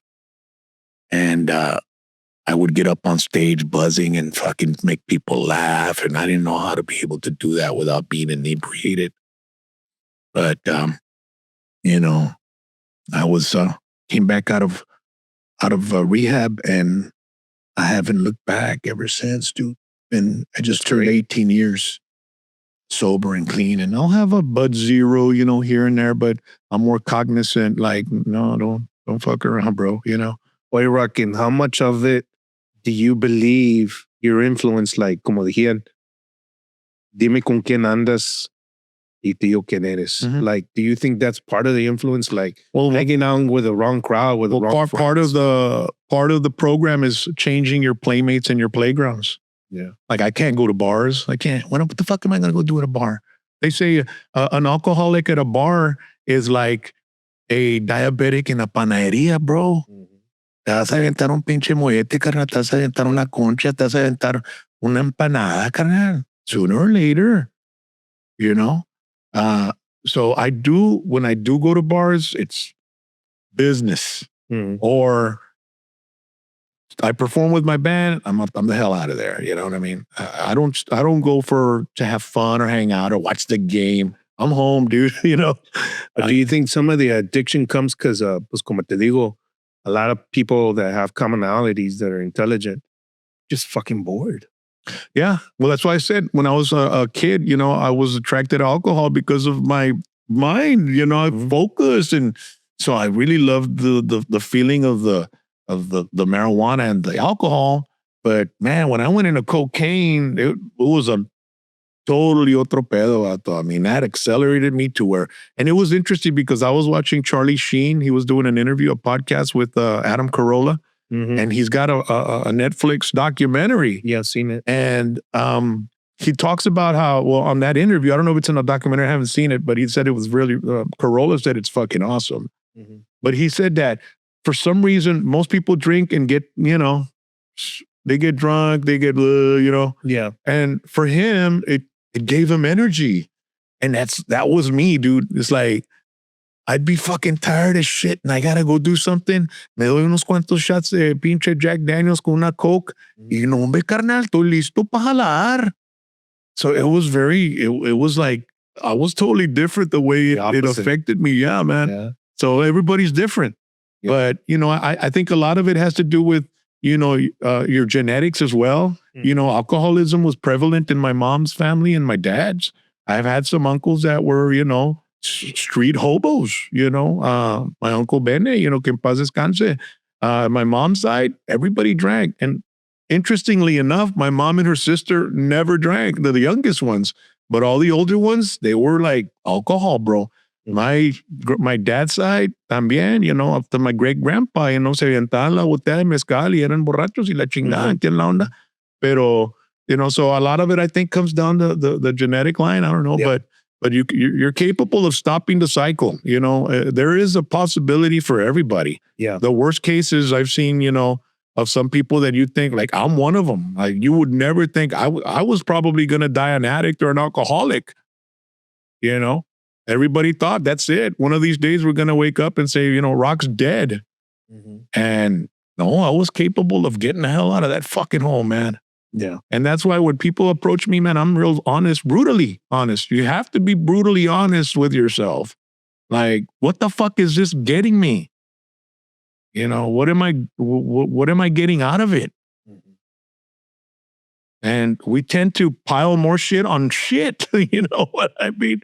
So, but I highly recommend that, you know, if you can stay away from it, stay away from it. I know the last thing I did in rehab, I was like the only cokehead there. Everybody else was pills. So that's a whole other fucking onda, bro. Yeah. Pastillas, bro. There were dudes there that were taking 60 pills a day. Damn. You know, and the thing about it, they're painkillers. And once the painkiller starts leaving you, you start feeling pain, thinking that it's the pain from whatever you were taking the painkiller for. But no, it's the pain from the painkiller leaving your body. Wow. And so that's another whole otra onda. I mean, there's so many different things going on right now. There's different addictions, Mhm. you know. Food, you know, there's Exactly. food addiction, cigarettes, Yeah. nicotine. So, and basically, you know, these 12 steps that you do with the Alcoholics Anonymous, it can work in just about with any addiction, because it's sort of it's a good little, you know, guide and program. Yeah. But you know, I just try to be as busy as I can be and relaxed. And I have a wonderful wife who's just an amazing person, and she's very supportive of everything I do. Mhm. My son and my daughter, we have one of the greatest relationships right now, even though we went through that painful, you know, area in our life. But I never gave up. I was consistent and persistent with them. And I remember one of the last times I was getting high, you know, before my second time around, I'd be smoking, saying, "Ya la cae con mis chavalos. They'll never love me." You know, I was just like, I was telling myself that, you know, Yeah. and doing the drug. And then when I decided to go to rehab, you know, I texted them, and I texted my mom, my brothers, my dad, and I said, I decided to go back to rehab. And the first people that responded were my kids, dude, telling me, "Thank God, Dad, we love you." Super supportive. And I was like, y yo acá como pendejo,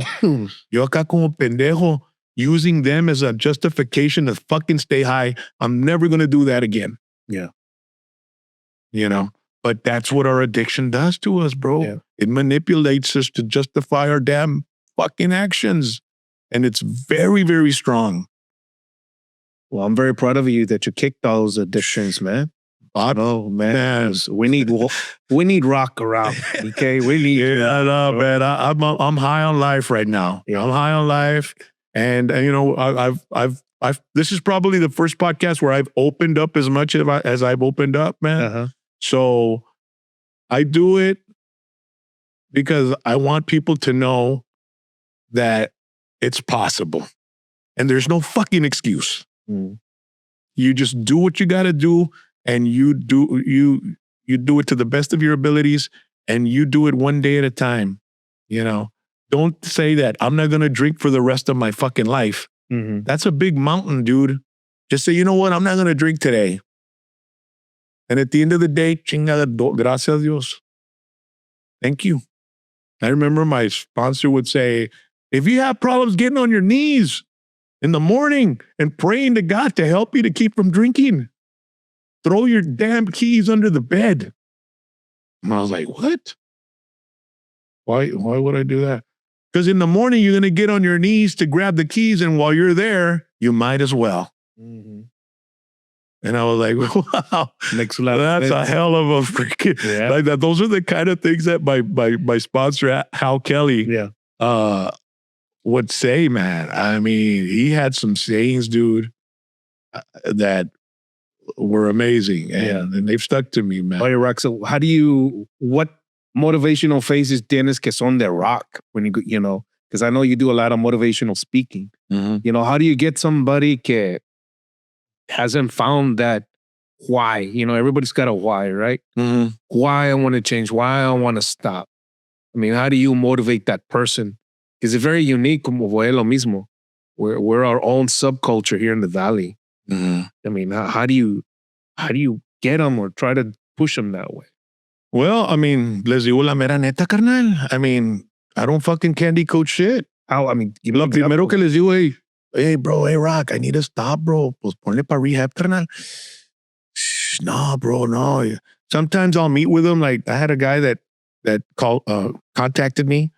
His wife contacted me and asked me, can you talk to my husband? He really needs help. I said, okay, well, give him my number. And he texted me. And we met at Jimmy's Egg. And I sat with him and I took him to the meetings. And I told him my story. Right away, I tell them my story so they can know, okay, this guy relate to you. Este vato es como yo, ¿entiendes? Mm-hmm. And I took him to the rooms and I said, look, man, this is where you got to come. You call me, pull my number. You got any problems, you give me a call, right? And but I'm not going to hold your hand, dude. This is you. You're a man. I already told you what you need to do. You come in here, you sit down, you listen, and then little by little you share. And then you start coming in and you start throwing the trash out. You start cleaning up, making the coffee, be of service. Yeah. Okay. And I get a text from him like a year and a half later. It says, Rock, my mom just passed away. And I just want to thank you. Because of you, she got to see her son sober for a year and a half before she died. That shit, man, right here. Yeah. That's powerful. See. And now he went to an axe retreat. He's got a group. He goes, he keeps up, we keep in contact. And his wife's forever thankful that I actually took the time to go meet and sit with him and get him started. Yeah. But that's just part of the steps. The 12th step is give it away, So, ¿qué le dices a esa persona? I mean, what do you tell them? Like you told me right now, pues you got to go to rehab. Y con él dice, well, how do you respond to that? It's like, ¿entonces no quieres cambiar or what's happening? Yeah, pues no, I mean, it's up to you, bro.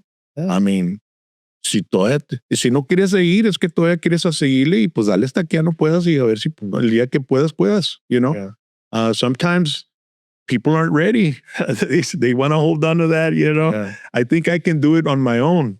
I think I can control this, just like I was feeling when I walked into rehab that day. Mm-hmm. And to this day, I think, who the fuck sent those two dudes in there to snap me? Mm-hmm. Somebody, Yes.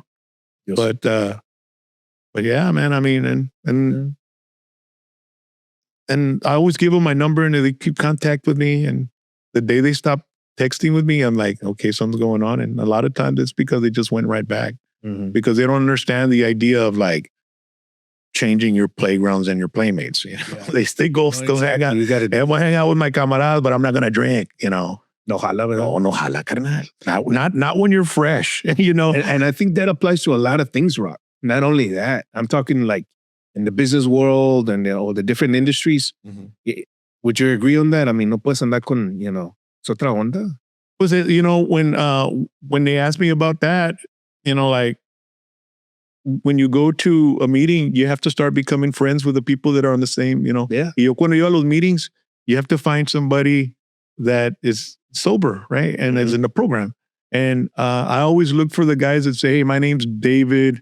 I've been sober since December 3rd, 1998. Órale, 27 years, carnal. Fuck. Hazte pa' acá, carnal. 27 years. Si dice, hey, I've been sober a year and a half. No. Yo quiero un pinche viejón que sabe que no se le va a pasar ni una chingada conmigo, because I'll manipulate people, bro, into like, and so a los viejones no los puedes manipulate, carnal. So vatos te dicen la mera pinche neta. So, you go look for those type of people that, and then they'll say, si quieres enseñarte a cambiarle el aceite a un carro, o vas con un mecánico que sabe cambiarle el aceite a un carro y se lo ha estado haciendo por mucho tiempo, ¿verdad? Si quieres enseñarte a hacer casas, te juntas con un contratista y vas y te juntas con él y lo haces shadow y la chingada y hablas con él, la chingada y te enseña cómo. Yeah. Si quieres a dejar el pinche pase y el pisto, pues te juntas con un vato que tiene 20 años en el negocio ese. Yeah. Makes a complete sense. Yeah. It's what it is, bro. Pero si vas a ir a juntarte con los camaradas que todavía andan poreando y la chingada y crees que ellos te van a aconsejar a cómo no pistear o te van a decir, hey. No, todos que están en la miseria esa, quieren a todos en la miseria, carnal. Mm-hmm. Mm-hmm. You know what I'm saying? So, pero I get it. it's a mental thing. No, it is. Yeah. Oye, Rock, I'm curious, what part or something que como, pues now I'm getting to know you a little differently, ¿verdad? Something that the public out there like doesn't know about you, not too private, pero me refiero como, how does Rock relax? I mean, you're not on radio, whatever. I mean, what show do you watch or music do you listen? I'm a Do you YouTube sit and chill out? I mean, what does Rock do? What's your hobby? riding my Harley, Okay.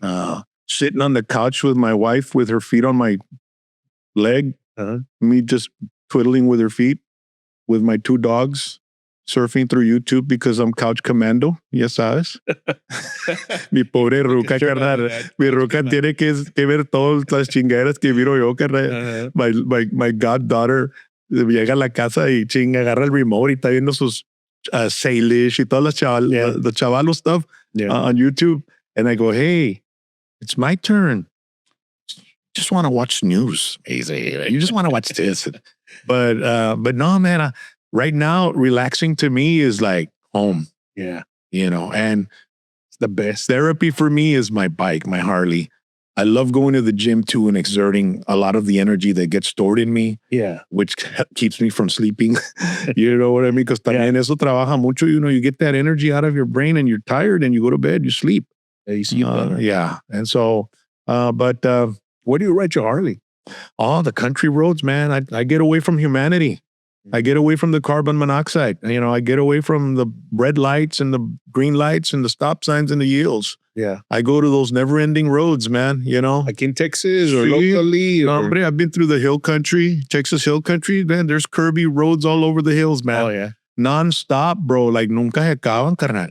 Aquí también, si le das de ahí de 281 hasta San Isidro y ahí las por allá por los otros caminitos and exploring, bro. Yeah. I mean, y me paro ahí in the middle of nowhere, bro. You know, I'm just absorbing the freaking silence and the noises of the little insects, and it's something else. There in nature. See, wind therapy, bro. And then you're riding and you're smelling like the country.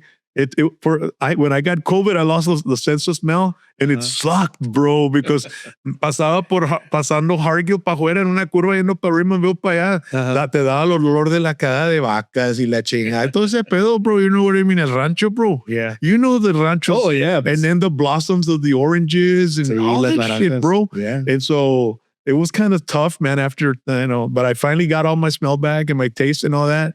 And boy, man, I love getting on my Harley and just riding. Any little excuse to go on my bike, you know, I'll get on it, man. No, está bueno, Rock.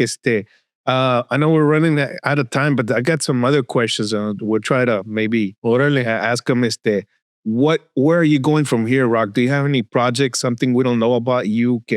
Where are you going from? Another, like I know you're a motivational speaker. You're into comedy, doing comedy shows. Your rock band, all that. Yeah. Anything, new projects? Man, not at all. I mean, I've just pretty much stayed focused to the stuff that I love doing. And right now, to start a new project at the age of 59, pues, you know, you got to look at the time, you know, like, okay, it took me 5 years to start really getting, you know, correntía with my subscribership on YouTube. Yeah. So it takes a while. If you start a project now, you got to look at 2, 3 or 4 years, you know, until you start. And I'll be 65 by then. By then, I don't, you know, you want to relax. There's going to be a time in my life when I'm just going to do the podcast thing, you know, probably, you know, and maybe do some engagements. You know, it all depends, you know. Hay veces que, you know, digo, pues no, ya no quiero hacer esto. Y ahí me dicen, hey, Rock, ¿puedes hacer esto? Chinga, no, pues. Pues ahorita te mando el depósito ahorita, chinga, madre, okay, está bueno, bro. I don't know how to say no to money, bro. You know what I mean? Yeah. But no, I love staying busy. And that's why I got to stay healthy. And I got to stay healthy of mind, soul, and physically as well. So, me tengo que cuidar porque tengo compromisos, bro. And I want to be there for people. And, you know, nowadays, like the day that, you know, when we're live on YouTube, you know, eran las 8:30, estaba la gente, hey, what the fuck? Where are you? Yeah. What the hell? You know, people expect, once you start them on something, they expect you to be there. And I feel the same way about certain podcasters that I follow.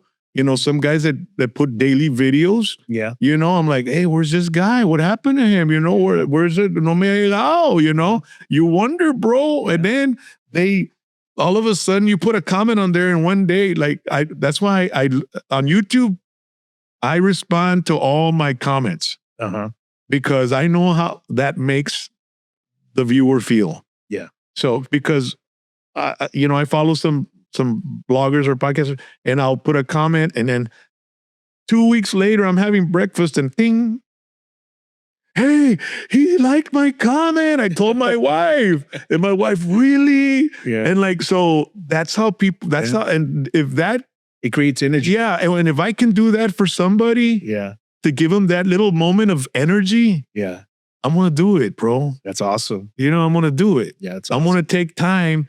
And then that creates loyalty, dude. Yeah. Like, wow, this guy commented, I'm backing him up 100%. Yeah. This guy responded to my comment, I'm backing him up 100%. So that's how you create, you know, a loyal fan base, man. Yeah, of course. Yeah. And it's a lot of hard work. It's a lot of, it gets overwhelming sometimes. Yeah. You know, for me, you know, I got my regular jobs and stuff. And this is my hobby. So, you know, when you have a regular job and you do this on the side, it's tough staying consistent. It's possible. Yeah. But it's like having a band too, you know, you got to go out there and play, and then you got to have the job. And then, but you have to, the work ethic, that's where it comes in. Yep. It's like, you know what? I ain't going to bitch about it. I'm just going to do it. And it's going to get done. Yeah. Because bitching about it or whining or crying about it ain't going to get nothing done. Yeah. Yeah. When you got that hustle, man, sometimes it's hard and challenging. People misinterpret that sometimes. Mm-hmm. Does that happen to you? Yeah. Yeah. Pero pues, it don't matter, man. I mean, those people aren't paying my bills, and they're not, you know, they're whoever. What was the question again? Yeah, you know, like people, you know, in that hustle, andas apurado y esto y lo otro, you're already self-motivated. Mm-hmm. And sometimes some people don't match your frequency, que no te agarran la onda o creen. The best way I guess I could say, te ponen, este vato se le tira chingón. Mm-hmm.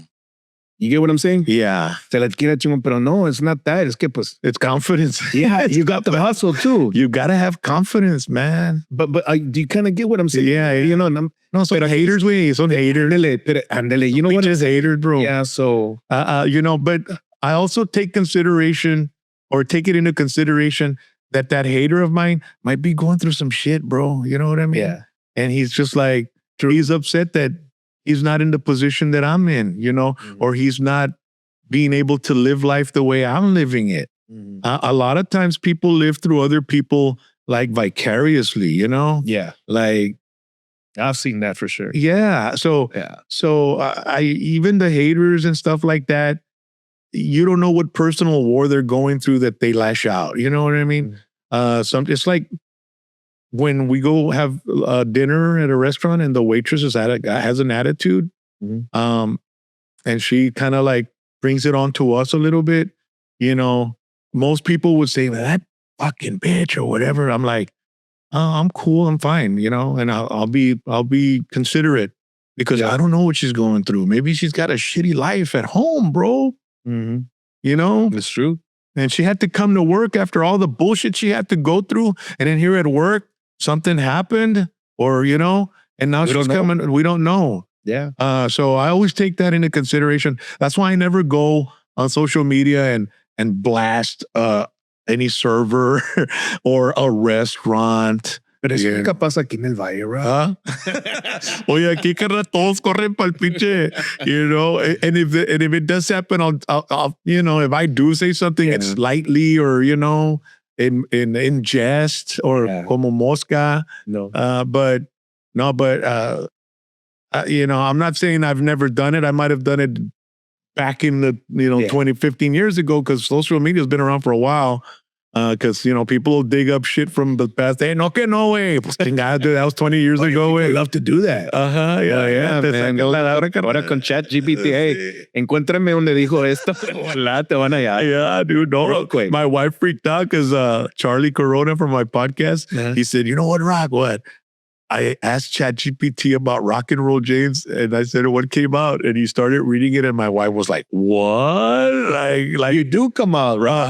Me salió todo lo que hago, everything I do, everything I've gone through. I mean, it was freaking shocking, dude. Se decía que el pinche ChatGPT tenía un póster de ti en la guagua. Digo, bro, comencé a ver así un pinche ChatGPT, carnal. Me dio bien paranoid. Imagínate in 5 years, man, where all that technology is going to go.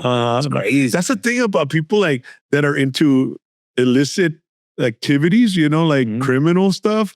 Bro, there's cameras everywhere. Oh, yeah. The fucking phone is like digital footprints, bro. Of everything. Te pescan, carnal. Yeah. There's no way of getting away from it. No. You if you're going to think of doing a crime, no matter how many times you've seen forensic files, right? And you could beat the system. You Te can. van a hallar un pinche como el vato que mató Charlie Kirk, bro.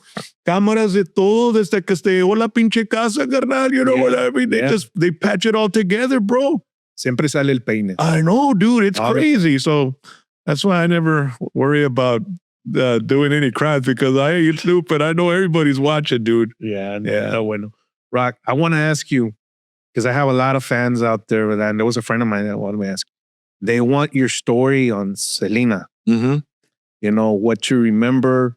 If también, do you feel the possibility, not quite like Selena, but do you think it's going to be challenging for our culture here in South Texas or the Hispanic culture to find somebody that'll match something like that? What's your opinion on that? Push, I mean, there's it's different because now Selena didn't have all the digital stuff today, all the AI to create music. There's ways of making songs with AI that sounds spectacular. Yeah. So as far as natural capability and stuff like that, I mean, she had it all, man. I mean, she had the personality, she had the creativity, not just in music, but acting, dancing, creating wardrobe. I mean, she was hands-on. I mean, I'd go to her boutique, not her boutique, but the place where she was putting, and she had some seamstresses and all that, and she'd come up with the designs and they bring it to life. And then I'd go there and she'd be in there doing stuff. Mm-hmm. So she was the type of person that she doesn't just want to, have some, come up with a picture and send it to them and have it make it. No, she wanted to be part of the process, and there's not many people that, in that, at the point where she was in her career that would take the time to do that. But she was. She wasn't in real life. Was she like just like the way she wasn't? Yeah, pretty much. She was. I mean, down to earth. I don't know personally because I'm sure she was going through a lot of things when the stuff was going on with that lady and her dad, and there was a lot of internal stuff going on. I was never exposed to that, and and sometimes I wish I could have been. So maybe I could have been like of help to keep what happened from happening, because because I would have wanted to protect all of them 100% from anybody that's thinking of being devious or having bad thoughts of hurting them. You know what I mean? Because I love them so much. I mean, I still do. I love AB and I love Suzette and Mr. Quintanilla and the mom también. And I've gotten a lot of slack because of siding with Mr. Quintanilla, but I knew him personally, and he was taking care of his daughter. He was protecting her, and he was strong, and he was one of the main reasons that they were where they were at. And then AB, amazing talent, and an amazing creator, and just a guy that would come up with and a good. He was able to see the amount of talent in certain people and the promise. And I mean, he could see an artist. The potential, bro. I mean, that guy, he could have been an agent to create artists, Do you see any potential right now anywhere? Oh man, it's all over, man. I mean, it all depends, but there's a lot of people that, because nowadays you can sing like crap and then put a machine to it and it makes your voice sound beautiful, and in key. And then you see them live and it's like, God damn, you know what I mean? And then live too, they could be singing a backtrack, you know what I mean? So there's a lot of Milli Vanilli stuff going on with what we've got today. But as far as natural ability back then in the 80s and 90s and 70s, bro, I mean, you had to have talent. Mm-hmm. And people would contact me and ask me, my daughter, she sings just like Selena and this and that. Okay. Take her to dance lessons.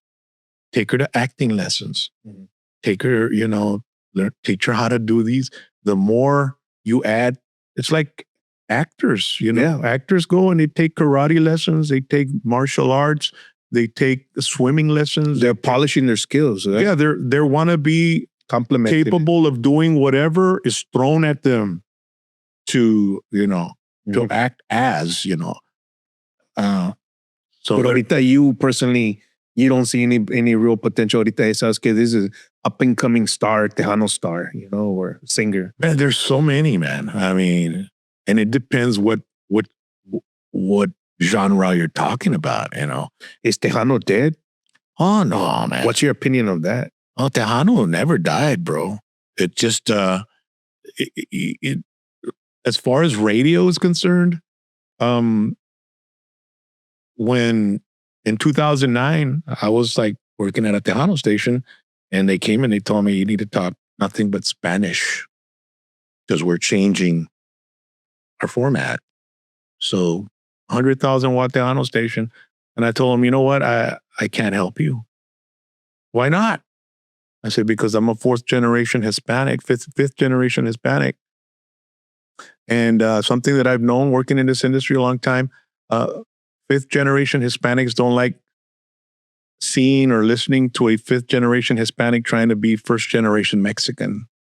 And a first generation Mexican doesn't like to hear, because we have our own lingo, we have our own style, and a fourth to fifth generation Hispanic trying to be first generation.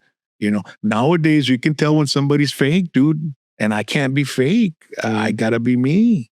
And so I told him, there's no way I can help you. If I continue trying to do this and failing at it, I'm going to fail and I'm going to commit professional suicide. Yeah. So I told my bosses, but if you want, I can help you at the rock station. I'm Rock and Roll James, got tattoos, got a Harley. I know all about rock music.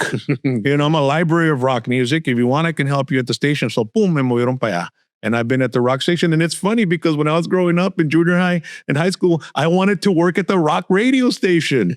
But my first break was in Tejano. So I said, you know what? I just want to break into the business. And I did. And I ran with it. And I was with it through the 90s when it was like monstrous, Alamo Dome status, And now it's like full circle, dude. It's crazy, man. But the way life is. And I've never had any complaints or regrets, and I've had my mistakes, and I've just gotten through those holes and gotten out of those puddles and not stayed there and just moving forward. And now I see a whole new era with my podcasting and my, my social media content and all that kind of stuff, just evolve. You have to evolve. You can't stay stuck. I know some people that are, that still have the old fashioned, you call them old fashioned. They're still wearing the same getup they had in the 90s. Yeah. I've evolved, man. I mean, if you see pictures of me in the 90s and pictures of me now and in between, you'll see like the changes. Yeah, we're evolving. And people say like, dude, you look older back then than you do now, and like totally different people. Like when you see, I put pictures of me like through the years. Yeah. And it's crazy to see the evolution and the change in my life, man, and my physical appearance as well, too. Yeah.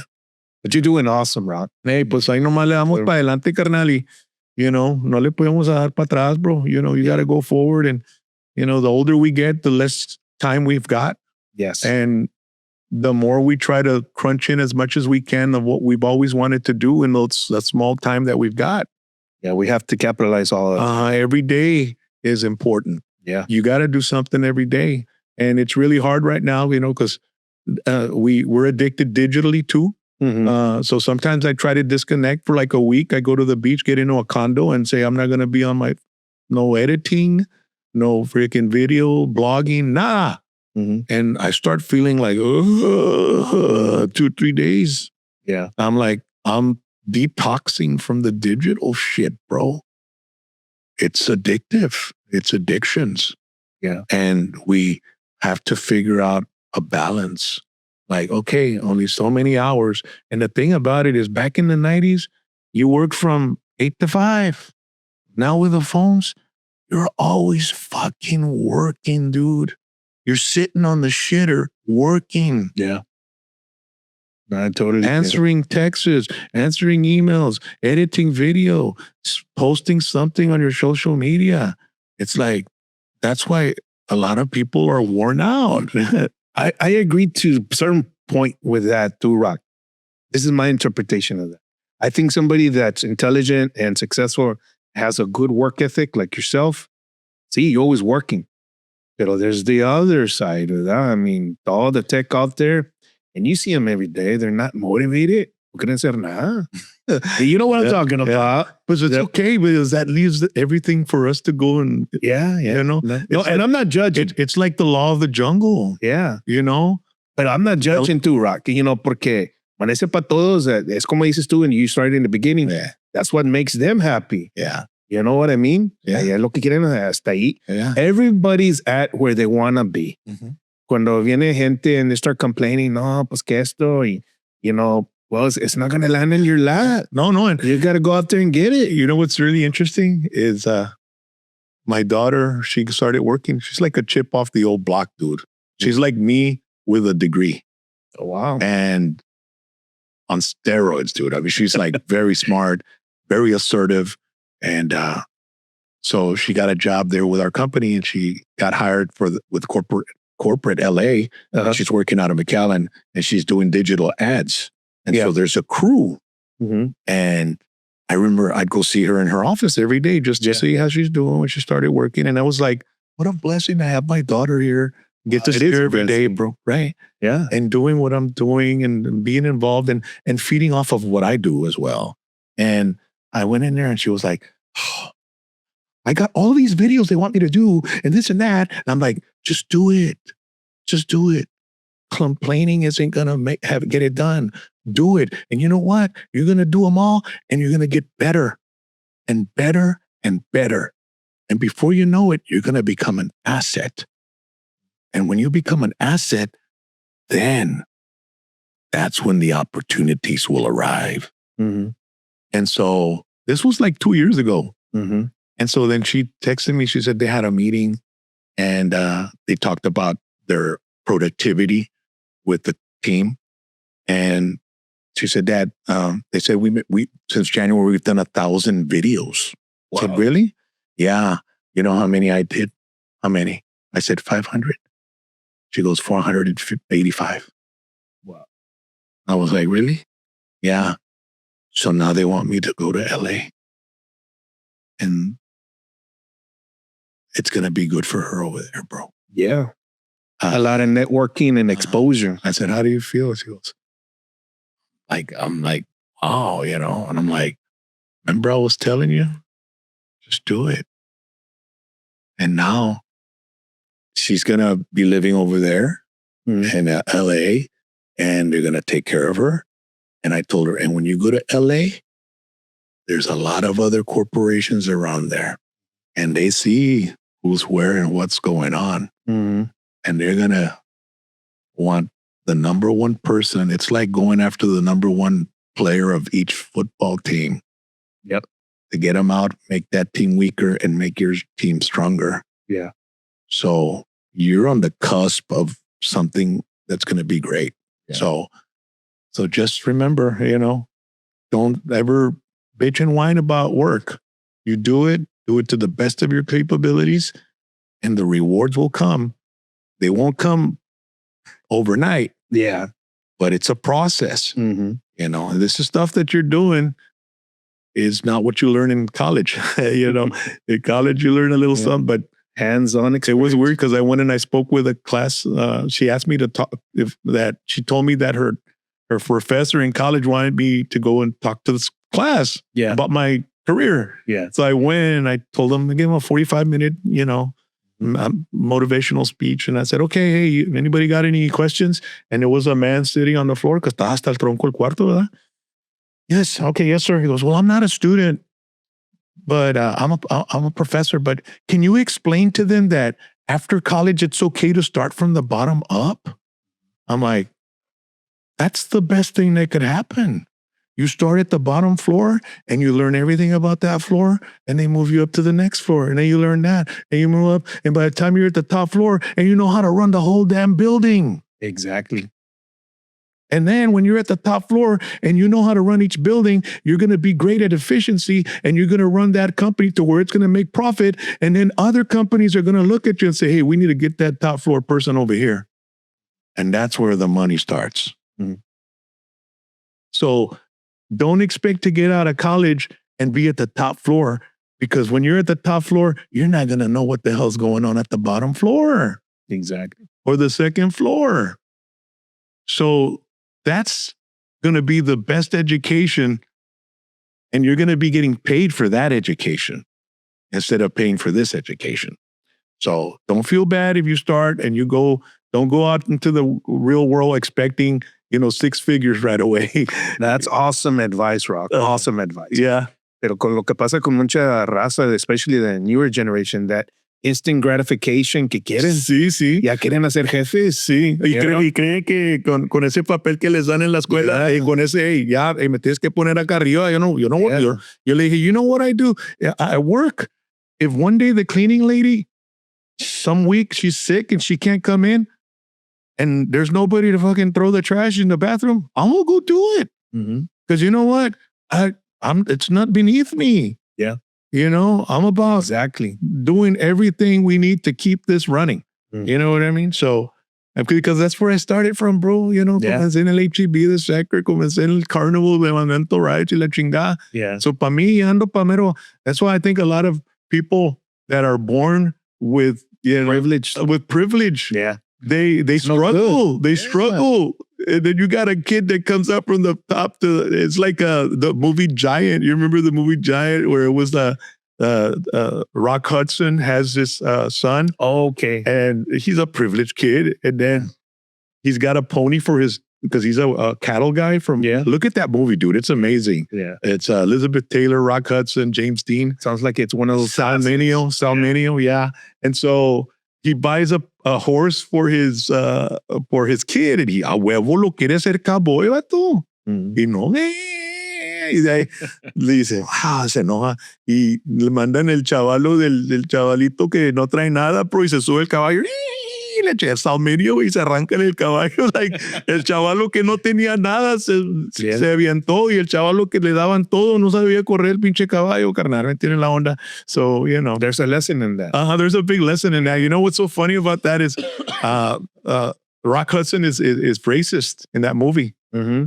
And, and they have Mexicans working, Mm-hmm. And el hijo de él se casa con una de las maids, carnal. Oh, sí? En la mexicana? Yeah. Wow, I got to watch this. So he, at the end of the movie, they're in a cafe, y pues está el hijo de él y Elizabeth Taylor, y están comiendo, y está el hijo de él con la hispana, la mexicana esposa, y los chavalitos, y un chavalito está bien güero como gringo, y el otro está en mexicano, y viene el cook y les dice, you all can't eat here, y que la chinga. Pues Rock Hudson se agarra chingazos con el pinche cook ahí dentro del pinche café, carnal. Wow. So from becoming a racist, he became, he came to this point where he's defending the Mexican kids, you know what I mean? The life lessons, bro. Dude, the movie's incredible. It's a long movie. Yeah. And then James Dean is spectacular in that movie, bro. Yeah. He's one of the ranch hands. Y la hermana de Rock Hudson era la que corría todo el rancho, carnal. Era una bulle de amar la cabrona. Y se muere y le deja un pedazo. Y pinche Rock Hudson ya quiere correr no quiere a James Dean. Yeah, I'm glad I hate my sister's gone, but I'm going to kick that motherfucker out of here. Pues la señora le deja un pedazo de tierra a Rock Hudson, bro. I mean, a James Dean. So no lo puede correr Rock Hudson. And then James Dean tenía una little oil well in it. Yeah. Pues no, chisgotea chingo de aceite, and James Dean becomes a freaking ching oil tycoon, dude. Wow. It's an amazing movie, dude. I gotta watch it. Giant. Yeah, I'm probably gonna look for it tonight. Let's look for it, dude. Yeah. And the scenery is beautiful. The furniture in the big house. It's like it's like the house from Puro deltaoaksranch, papa. Oh yeah. No, bueno, está bueno. Muchas gracias, Rock. I'm very grateful for you coming out here. Thanks a lot. We got to do a follow-up. Como tú quieras, Mira, me carnal. faltaron 2 páginas de preguntas. No, hombre, yo puedo hablar aquí 3-4 días, carnal. Pues I made a living just out of talking, bro. You know what I mean? I made a very good living out of talking. And you know, a ver qué tanto más duramos en radio, you know? Yeah. Pero si no, pues, you know, I think at some point my radio career will come to an end, and it'll probably be a big load off my shoulders because I'll be able to concentrate on what I'm doing outside of radio, which is my podcasting. And I love doing that, bro, because I have the creative freedom. You really do? Yeah. In radio, it's not like it used to be where you could be, you know, a little bit, you know, edgy because everybody's sensitive now. So especially in a corporate world, you know, all we need is one email crying about him saying Gulf of America or something. Yeah. And they go and they shut you down. Okay, don't say that no more. What? Okay, whatever. And then you only got to play a certain type of music, and you know what I mean? And with my podcast, puedo ponerte un pinche Ramón Ayala, hay un pinche Fantasmas del Valle, ahí me viento un pinche Metallica, ahí me viento un pinche Waylon Jennings y la chingada, lo que me... Whatever I'm feeling. Yeah. I love that. The freedom. That's what I love. Freedom, bro. Of creativity. I think that's what podcasting is doing. Mm-hmm. ¿Verdad? Yeah. It's bringing a lot of that freedom now because you're not, as long as you keep making plays and stuff like this, you're good. Yeah. Hombre. Ah, bueno, carnal, pues muchas gracias por acompañarme. It ain't my podcast, bro. I'm so used to it. Ya estoy bien programado. You're always welcome here, baby. Yeah, Big time, bro. Anytime. Órale, man. I'm really grateful. Muchas gracias. Órale, carnal. For coming out here, and you know, I can't thank you enough. Yeah, We're gonna have to do a part 2. Yeah, this was a nice little roller coaster of you know, of stories. I still had a lot of questions, but I know you gotta go. Yeah, you have to go see Nova. Sí. But we'll do a part 2. Órale, carnalito, ya está. Bueno? Asústame one time. Hey, make sure to follow me on my YouTube channel. Hashtag PVT. And followers. Hashtag PVT. You can follow me on hashtag PVT on YouTube, social media, Rock and Roll James on Facebook, and TikTok, Rock and Roll James 2020, and then Whiskey D Band on Facebook and Whiskey D Band on TikTok as well and Instagram as well. So thank you so much. We are going to follow you. Órale. Asústame one time. Thank you, everybody.